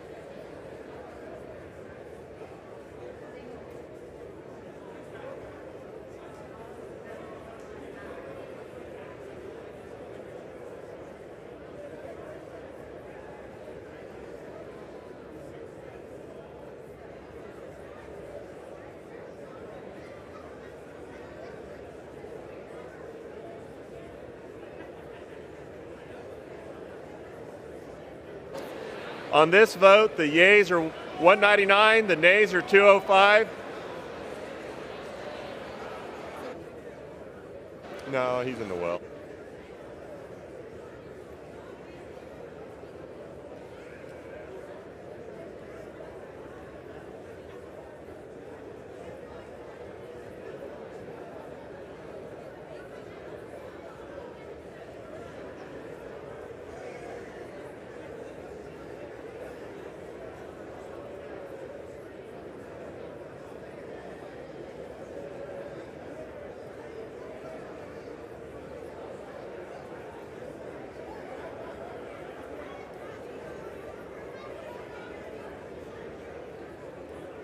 The yeas are 199, the nays are 206. The motion is not adopted. The question is on the passage of the bill. Those in favor say aye. Those opposed, no. The ayes have it. The bill is passed. For what purpose does the gentleman from Colorado seek recognition? Mr. Speaker, I request the yeas and nays. The yeas and nays are requested. Those favoring a vote by the yeas and nays will rise. A sufficient number having risen, the yeas and nays are ordered. Members will record their votes by electronic device. This is a 5-minute vote.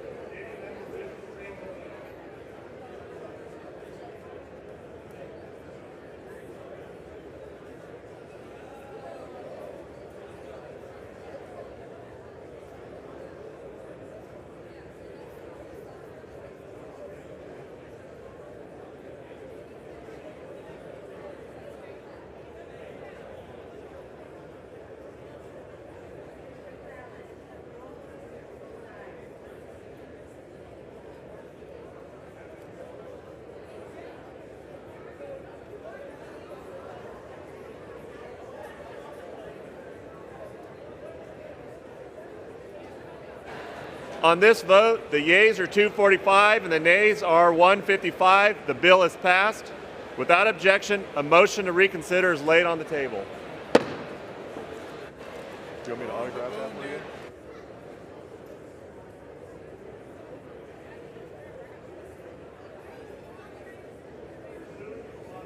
Article 20, the unfinished business, is the question on agreeing to the motion to recommit H.R. 7409, offered by the gentlewoman from New Mexico, Ms. Stansberry, on which the yeas and nays were ordered. The clerk will redesignate the motion. Motion to recommit on H.R. 7409, offered by Ms. Stansberry of New Mexico.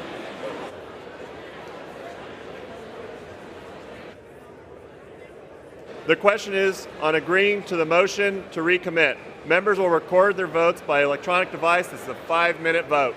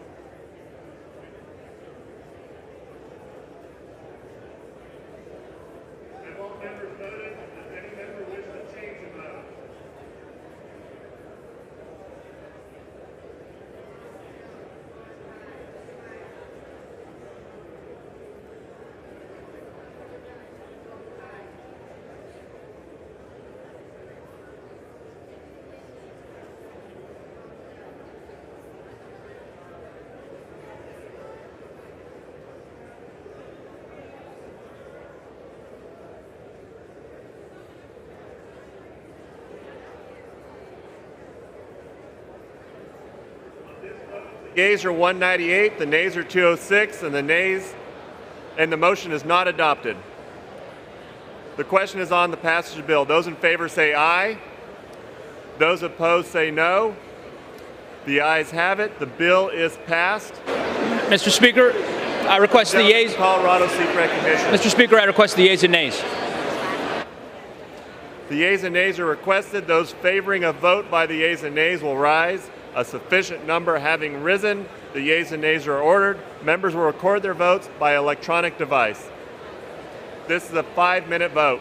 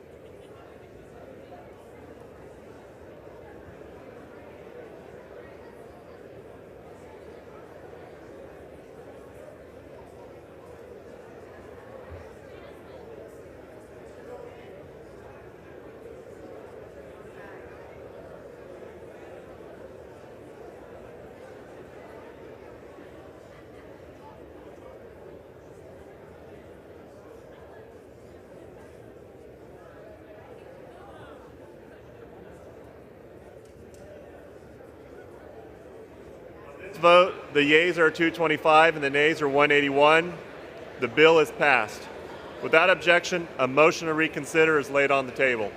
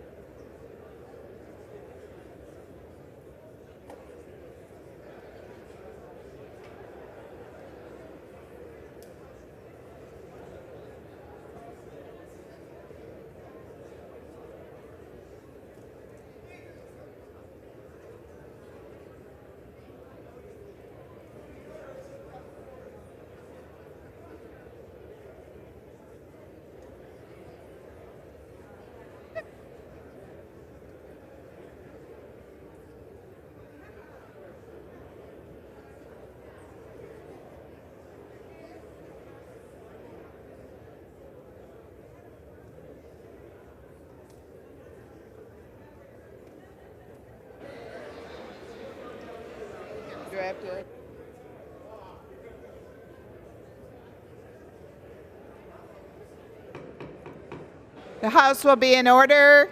Please take your conversations off the floor.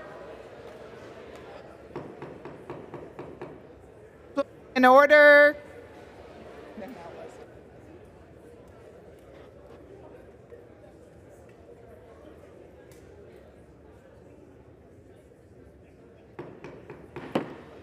The House will be in order. Please take your conversations off the floor.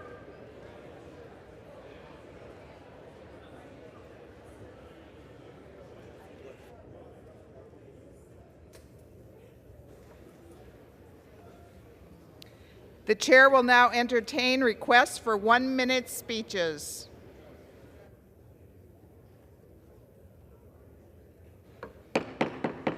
The House will be in order.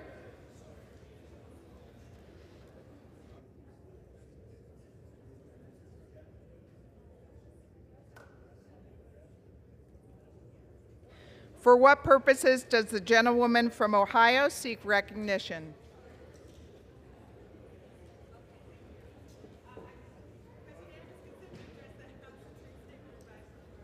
Please proceed.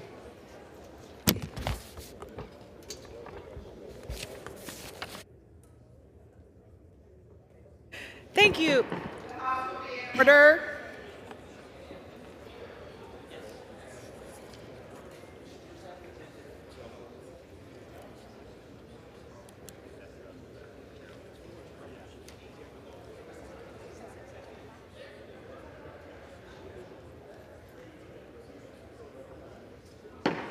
Members, we have a 1-minute speech. Please take your conversations off of the floor. Thank you. The gentlewoman is recognized. Thank you, Madam Speaker. Today I rise to honor the remarkable achievements of the Archbishop Hoban Knights varsity golf team, and in particular, the outstanding senior member, Chris Pollock, as the Ohio's 13th Congressional District Champion of the Week. At the Ohio High School Athletic Association State Championships held at the NCR Golf Course in Kettering, Ohio, the Knights secured their second Division I state title in school history, a true testament of their hard work. The team triumphed with an impressive 17-stroke victory, finishing with a total score of 595. Their closest competitor led on the first day, but ultimately the Knights prevailed to win their second championship. This victory is especially commendable given the challenging conditions on the second day where rain and cold temperatures significantly impacted the field. Senior Chris Polk captured the individual state championship with a remarkable score of 142.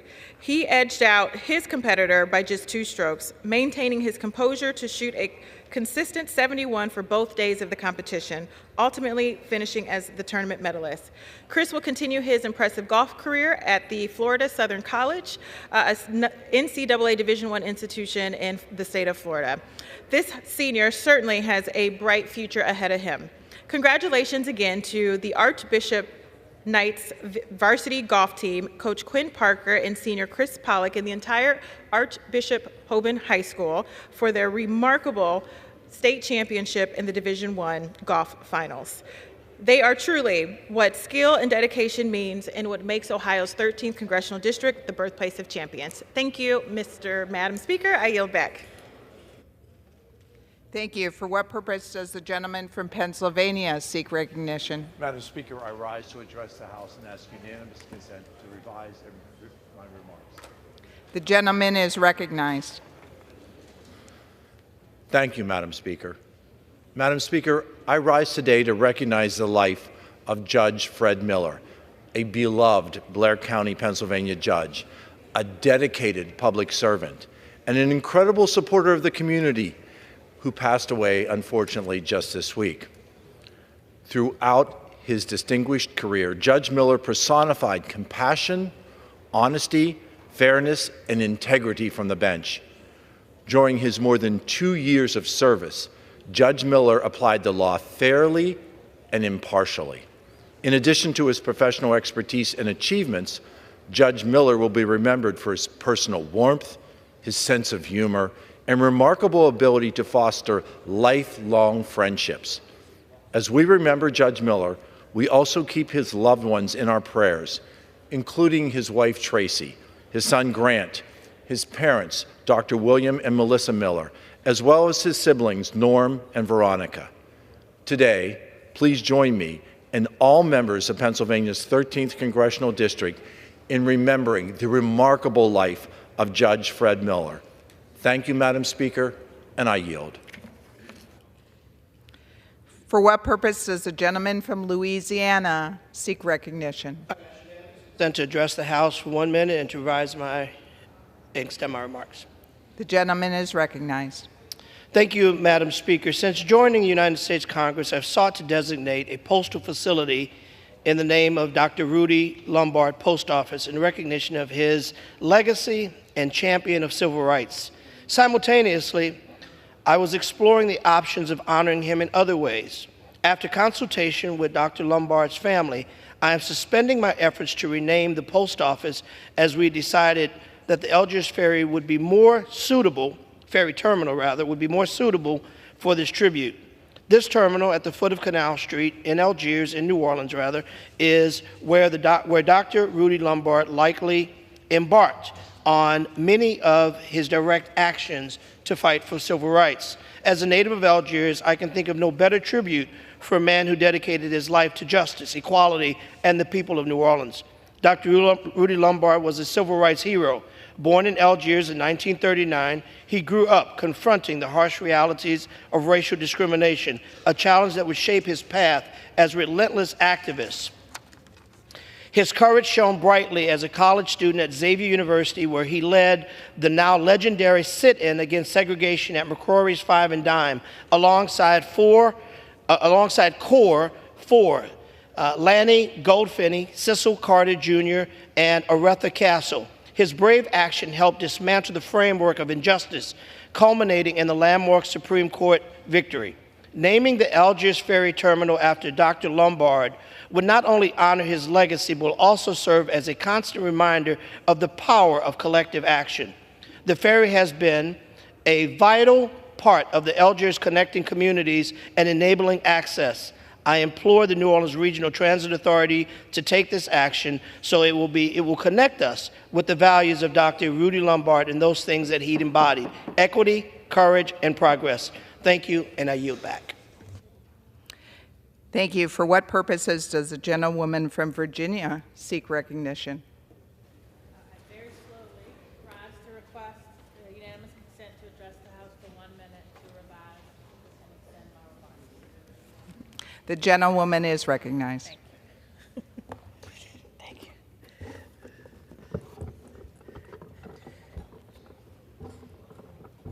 All right. Madam Speaker, I rise today to honor the lifetime of service of one of my constituents, Lieutenant Colonel Kurt Powell, who is the 2022 Veteran of the Year for Virginia's 4th Congressional District. Lieutenant Colonel Powell held a variety of staff and command level positions during his 23-year career in the U.S. Marines. He served 2 combat deployments in Somalia and Lebanon, including the ill-fated amphibious unit peacekeeping mission that was attacked in October of 1983. Lieutenant Colonel Powell also served as a White House advance officer under President Clinton, where he planned presidential helicopter missions worldwide and served as the sole representative upon Marine One, responsible for coordinating with Secret Service at White House communication agencies. Today, Lieutenant Colonel Powell continues his incredible record of service as the founder of a mentorship program at the Chesterfield County Veteran Treatment Docket, an important organization that provides resources and support for veterans suffering from mental health issues or substance abuse disorders. Lieutenant Colonel Kurt Powell has spent his life helping those around him, and I thank him for his profound contributions to our country, to our Commonwealth, and to his community. And I am honored to name him the 2024 4th Congressional District Veteran of the Year. Thank you, and I yield back. For what purpose does the gentleman from North Carolina seek recognition? Madam Speaker, I ask for unanimous consent to address the House for 1 minute to revise and extend. The gentleman is recognized. Madam Speaker, as we recognize National Veterans and Military Families Month and National Family Caregivers Month, we must recommit ourselves to helping our nation's veterans, our real heroes. It is important for Congress to pass the Veterans Caregiver Application and Appeals Reform Act, also known as the CARE Act. The CARE Act cuts red tape for our disabled veterans who apply through the VA Caregivers Program with Veterans Service Organizations assistance. The CARE Act also requires the VA to ensure medical specialists are carefully reviewing applications and providing full transparency to our veterans as it pertains specifically to denials. We must always help lend a helping hand to our veterans and their families. Support of the CARE Act does exactly that, Madam Speaker. I yield back. For what purpose does the gentlewoman from Ohio seek recognition? Consent to address the House for 1 minute and to revise and extend. The gentlewoman is recognized. Thank you, Madam Speaker. I rise to thank the overwhelming majority of our colleagues who voted to pass the Social Security Fairness Act, necessary bipartisan legislation to ensure retired public servants do not lose out on essential earned Social Security retirement benefits for which they have worked hard. As a key step forward, the Bipartisan Social Security Fairness Act eliminates the harmful windfall elimination provision and the government pension offset, which reduce or eliminate Social Security benefits for millions of Americans who worked as public servants, including police officers, firefighters, and educators. The next step is for Congress to fund the financing gap and work in partnership with affected states. More than 2 million Americans and 165,000 Ohioans are impacted by the windfall provision, and 800,000 nationwide are impacted by the government pension offset. In a time of severe partisanship, I'm pleased to note 327 members of the House voted for this bipartisan legislation, and let this be an example of collaboration and working across the aisle to find the big middle. The House has done our work, and now I urge swift Senate passage so this legislation can be sent to the President's desk to be signed into law. Thank you, Madam Speaker. I yield back. For what purpose does the gentleman from New Hampshire seek recognition? And revise and extend my remarks. The gentleman is recognized. Thank you, Madam Speaker. I rise to honor the impressive and impactful career of Manchester Police Chief Alan Aldenburg as he retires. Throughout his life, Chief Aldenburg dedicated his efforts to serving others. In a military career spanning 30 years, he commanded from the company to the brigade level and deployed in support of key operations to combat terrorism and protect our nation after 9/11. He was awarded a Bronze Star Medal for his service in Iraq from 2009 to 2010. As a law enforcement officer for 27 years, including 4 years as chief in Manchester, Chief Aldenburg has worked with officers, department staff, city leadership, and community members to make Manchester safer and stronger. I wish him well in his next endeavor as the new Chief Military and Veterans Service Officer at Easter Seals Military and Veterans Campus. I join all Granite Staters in thanking Chief Aldenburg for his exceptional leadership and commitment to the people of Manchester and the state of New Hampshire. Congratulations, Chief Aldenburg, on a job very well done. I yield back. For what purpose does the gentleman from New Jersey seek recognition? Madam Speaker, I request unanimous consent to address the House for 1 minute. The gentleman is recognized. Thank you. I rise today to honor the life of a dedicated public servant and friend, Hoboken Council President Jen Giotino, who passed away last week. Jen was more than an elected official. She was someone who cared deeply for Hoboken and was a pillar for her community. She was a champion for the unhoused, a compassionate advocate for small business owners, and a warm-hearted, generous presence throughout the city that she served and loved. Her legacy will live on in Hoboken and in the hearts of all those who had the privilege of knowing her. In this difficult time, my thoughts are with her husband, Joe, her sons, Joe, Jack, and Alex, her family, friends, and the people of Hoboken who adored her. In her memory, let us live by the example that she set: compassion, generosity, and care for others. Thank you, and I yield back. Under the Speaker's announced policy of January 9th, 2023, the gentlewoman from Illinois, Mrs. Ramirez, is recognized for 60 minutes as the designee of the Minority Leader. Madam Speaker, I ask unanimous consent for all members to have 5 legislative days to revise and extend their remarks and include extraneous material on the subject of my special order hour. Without objection. Thank you, Madam Speaker.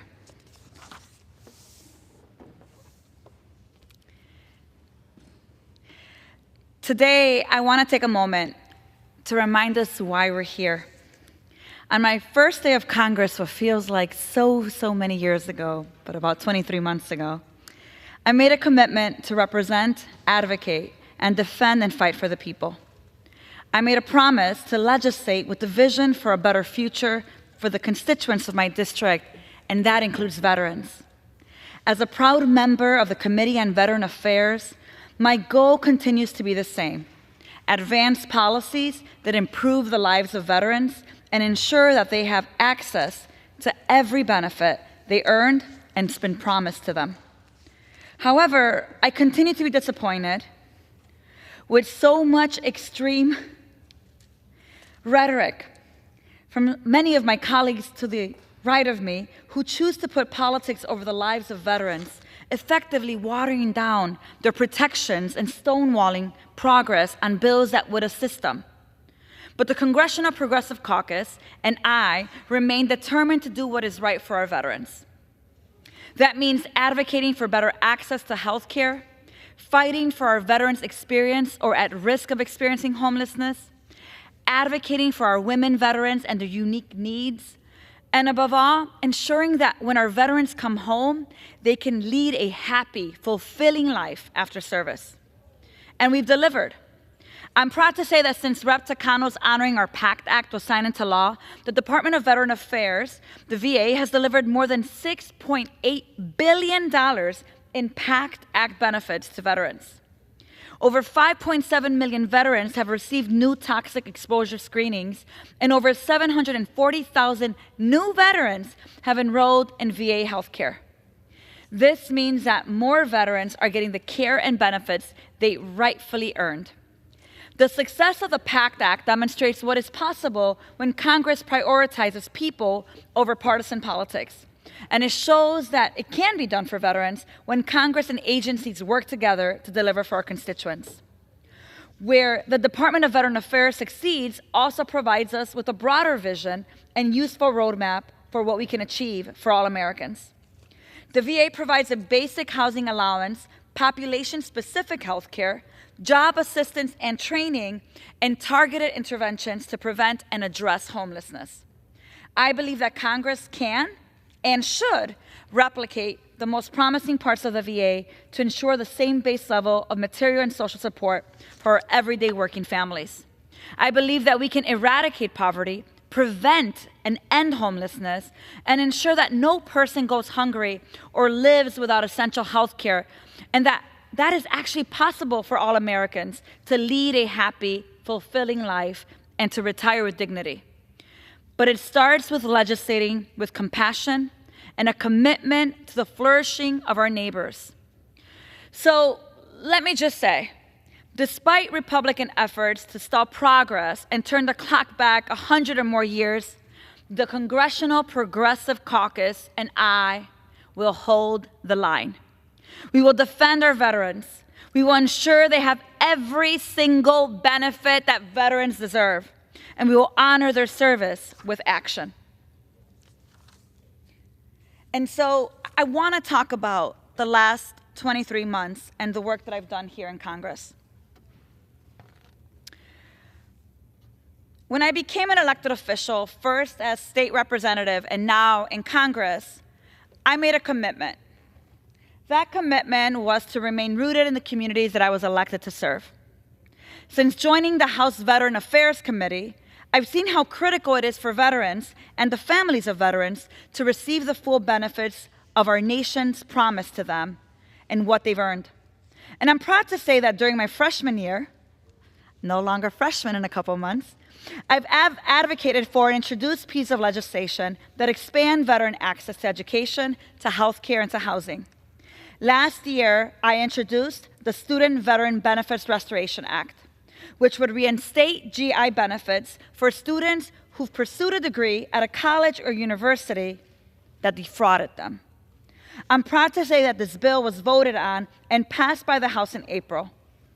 And look, while the final negotiated bill is more limited in scope than I would have wanted, I do think it represents an ongoing commitment to work to ensure that veterans receive full access to the educational benefits that they've earned.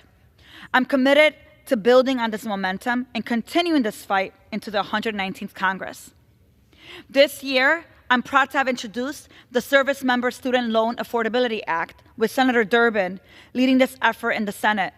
What this bill will do is amend the Service Member Civil Relief Act to limit the interest rate on student loans incurred by service members before they went into the military service. And it'll consolidate and refinance it during military service. On Veterans Day, I was in my district with veterans and veteran-serving organizations, and I heard how much they need for us to invest in them and address the issues of homelessness. As a matter of fact, I heard that in the last year, we've seen another increase in homelessness among the veteran community.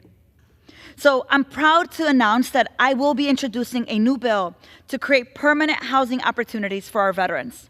The bill would expand the services that the grant per diem providers give to including prevention services, and also allow for capital grants to be used to convert units into permanent housing. I'm eager to work with the committee around the bill introduction, and I'm excited to be able to share more details on the bill very soon.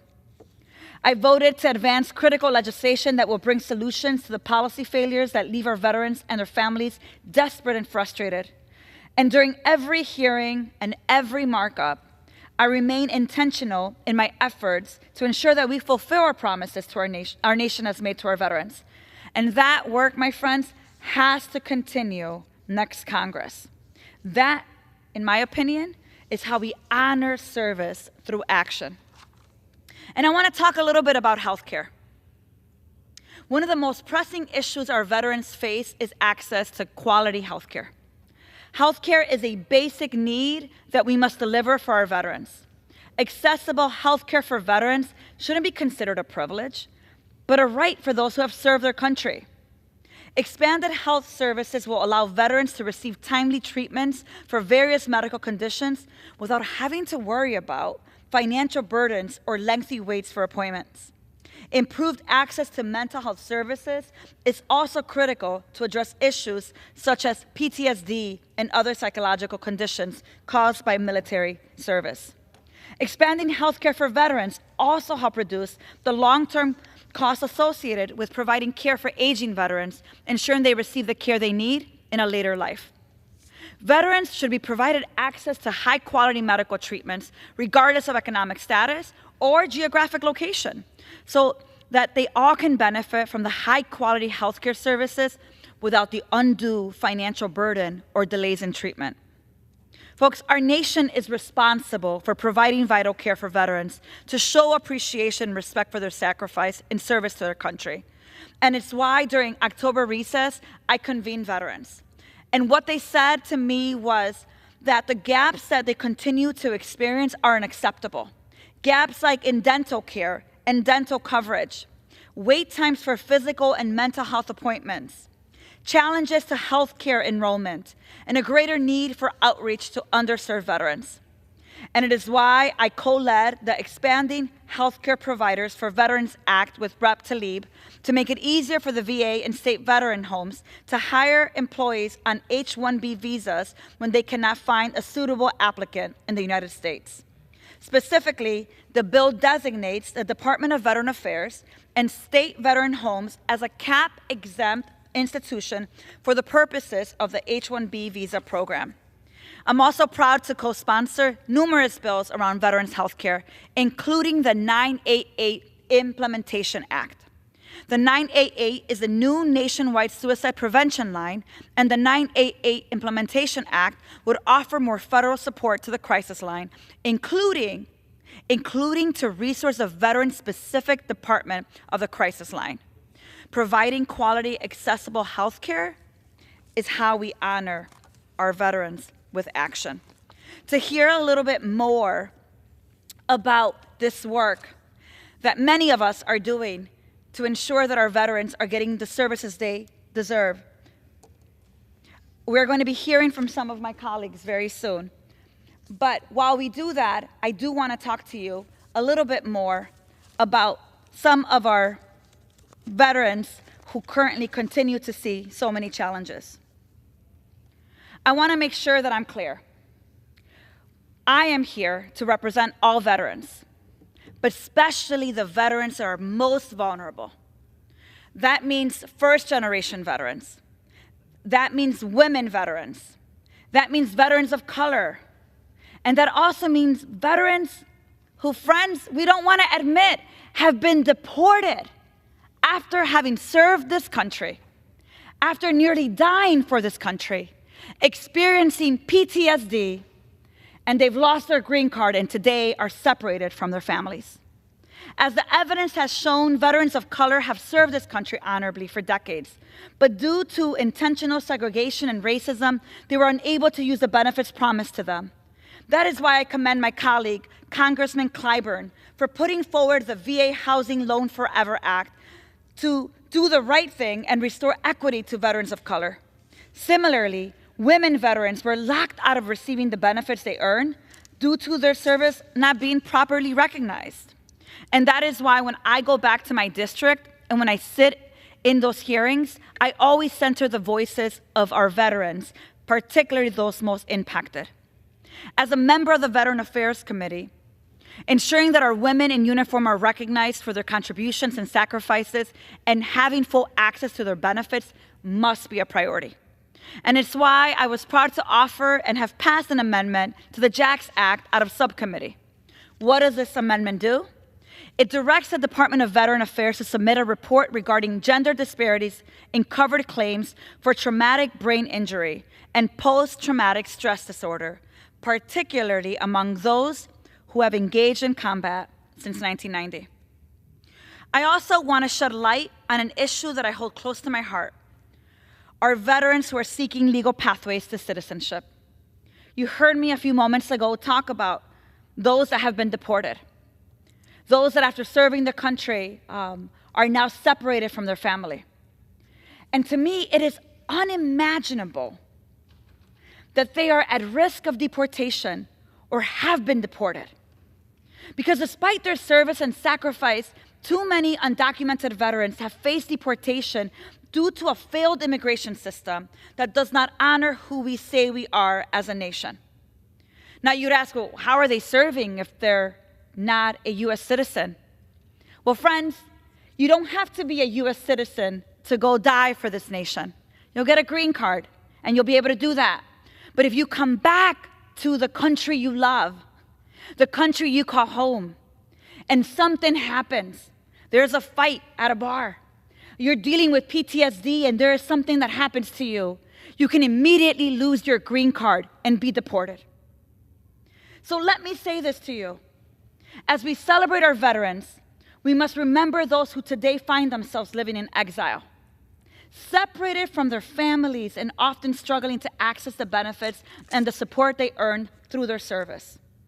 It's time to return these veterans home and deliver justice and support.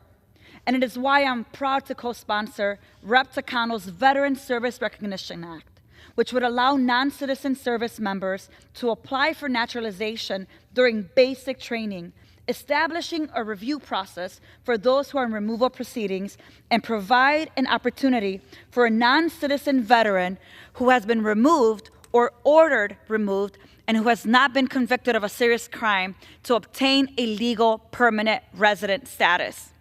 Today, I call my colleagues, Republican and Democrats, who say that they care about our veterans, to stand with us and to co-sponsor this incredibly important piece of legislation, because that is how we honor every veteran service with action. This is for Sergio Andrade. This is for Gigi Thomas Curian, for Ellsworth Alexander Smith, for Mark Osmond Isaacs, for Gerardo Emiterio Lopez Flores. The time to act is today. And so I'm going to be yielding in a moment to one of my colleagues who every day fights like hell for our veterans, for you to hear directly from them on the work that they're doing. And so I'd like to yield to the gentleman from Pennsylvania, Mr. Chris Deluzio. Thank the gentlelady from Illinois, Madam Speaker. It is, of course, an honor for all of us to serve here, but of course, maybe no greater honor than to stand up for our fellow veterans. I think this country has a sacred obligation to care for all who served. I'm proud of my time in uniform, and I often talk about a simple lesson I learned in the Navy: shipmate, self. You put the mission and the country first, you put others before yourself. I think that's fundamentally at the heart of the ethos of service. I come from Western Pennsylvania. So many homes and families have a picture of someone who's worn a uniform, someone who served, who shares the values of hard work and patriotism and sacrifice. It is pretty common, but becoming a little rare for us maybe to talk about it as we should. And I thank the gentlelady for convening us for this important fight for veterans. It is so central to our work here in the House and certainly in this Congress. This work should be bipartisan in so many ways, and I think it often is, not always, but it often is. Introduced a bill with colleagues from both sides of the aisle, Saving Our Veterans Lives Act, which is about us putting together a coalition to tackle the crisis, the problem of veteran suicide. It's got a coalition that I think tells you it can succeed, from gun safety groups to the National Shooting Sports Foundation, veteran service organizations. That's a coalition that is broad, that tells you this is a serious effort. And what this bill would do would authorize a VA program to give free firearm lockboxes to veterans who want them. This is something that we know can save veterans' lives. We've seen that if you limit the ease by which someone at risk, someone in crisis, can get to their gun, prevent suicide deaths. And we know that firearms are the most common means used by my fellow veterans to die by suicide. We should take some action like this.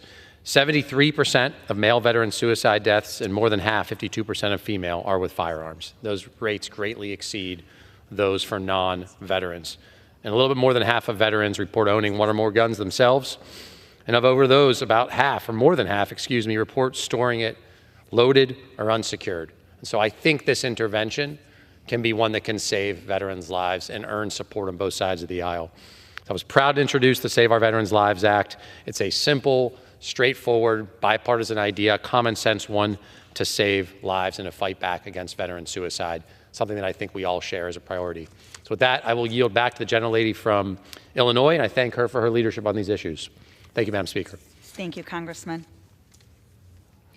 So as we talk about the face of our veterans and the impact and challenges that they're going through at this moment, I'm also reminded of so many of them who come back home and continue to provide public service, who continue to show up for their community that continue to show up for their neighbors and their family. And so as we recommit to fighting for every single veteran, I do want to take the time to recognize a service member in my district, someone who is using her platform to advocate for the care and benefits of those who came before her. Madam Speaker, today I want to honor my constituent, U.S. Army Major Karen Hernandez, who serves our country and our community with dedication and courage. The daughter of Mexican immigrants and a proud first-generation college graduate, Major Hernandez embodies, like the daughters and sons of immigrants, the values of resilience, of integrity, and an enduring commitment to community and to service. Since enlisting in 2008 as a medical service officer for the 108th Multifunctional Medical Battalion, Karen has commanded field hospitals and played a vital role in Illinois during COVID-19 response. In our communities, as the executive director of Chicago Veterans, she helps service members transition back to civilian life. She advocates for them to receive the promised benefits that they earned. And whether it is supporting humanitarian efforts or empowering veterans, Hernandez leads with selflessness, and Hernandez leads with courage. And so, on behalf of Illinois' 3rd Congressional District, I want to commend Karen Hernandez for her remarkable service and for her leadership, both in and beyond the military. Gracias, Karen. So, as I wrap up, I want to thank all of my colleagues who are continuously working and looking past the partisan politics. And I want to especially thank the Progressive Caucus and the Special Order Hour, because what the American people continue to ask of us is to stop talking at them. What the American people continue to say is, stop promising things. What the American people say is, we're tired of your darn fights online because you want to go viral. What the American people are saying is, we need you to move from words to action. So I want to end with this. The future that we seek is possible. Accessible, affordable health care is possible. Every person having a safe, clean home is possible. A country where no one goes hungry can be possible.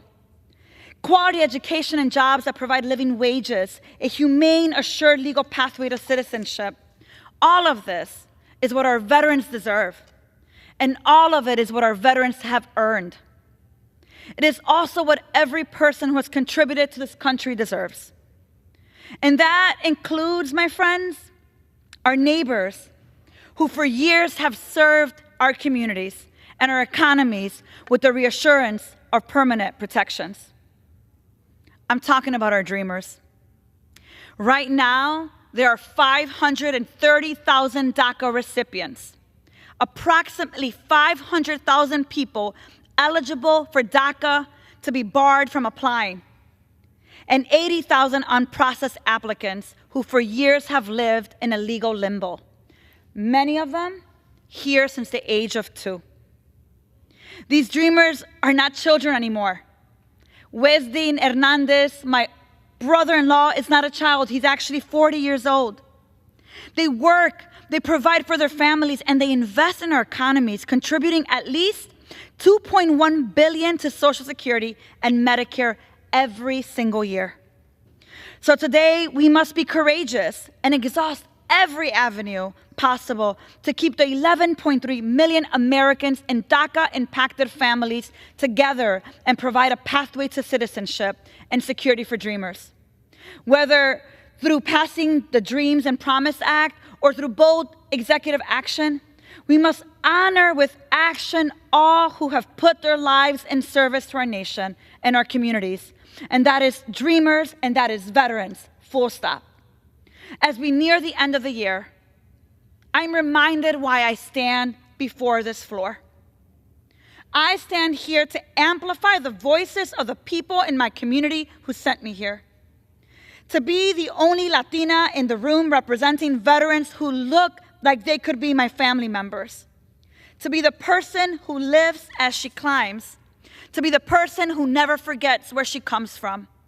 To be the person who says proudly, it doesn't matter if one person is impacted or a million, it's the one that I'm here fighting for. Our veterans deserve better, and they demand urgency. Our country deserves better, and I refuse to stand down in the face of injustice and hate. Because I, the Congresswoman, the Congresista of Illinois' 3rd Congressional District, I choose to fight for the future we deserve, and I choose to fight for a future that is possible, and I choose to fight so that our veterans are honored through service and action. Thank you. With that, Madam Speaker, I yield back. Does the gentlewoman have a motion? Yes, I have a motion to adjourn. The question is on the motion to adjourn. Those in favor say aye. Those opposed, no. The ayes have it. The motion is adopted. According to the House, stands adjourned until 9 a.m. tomorrow.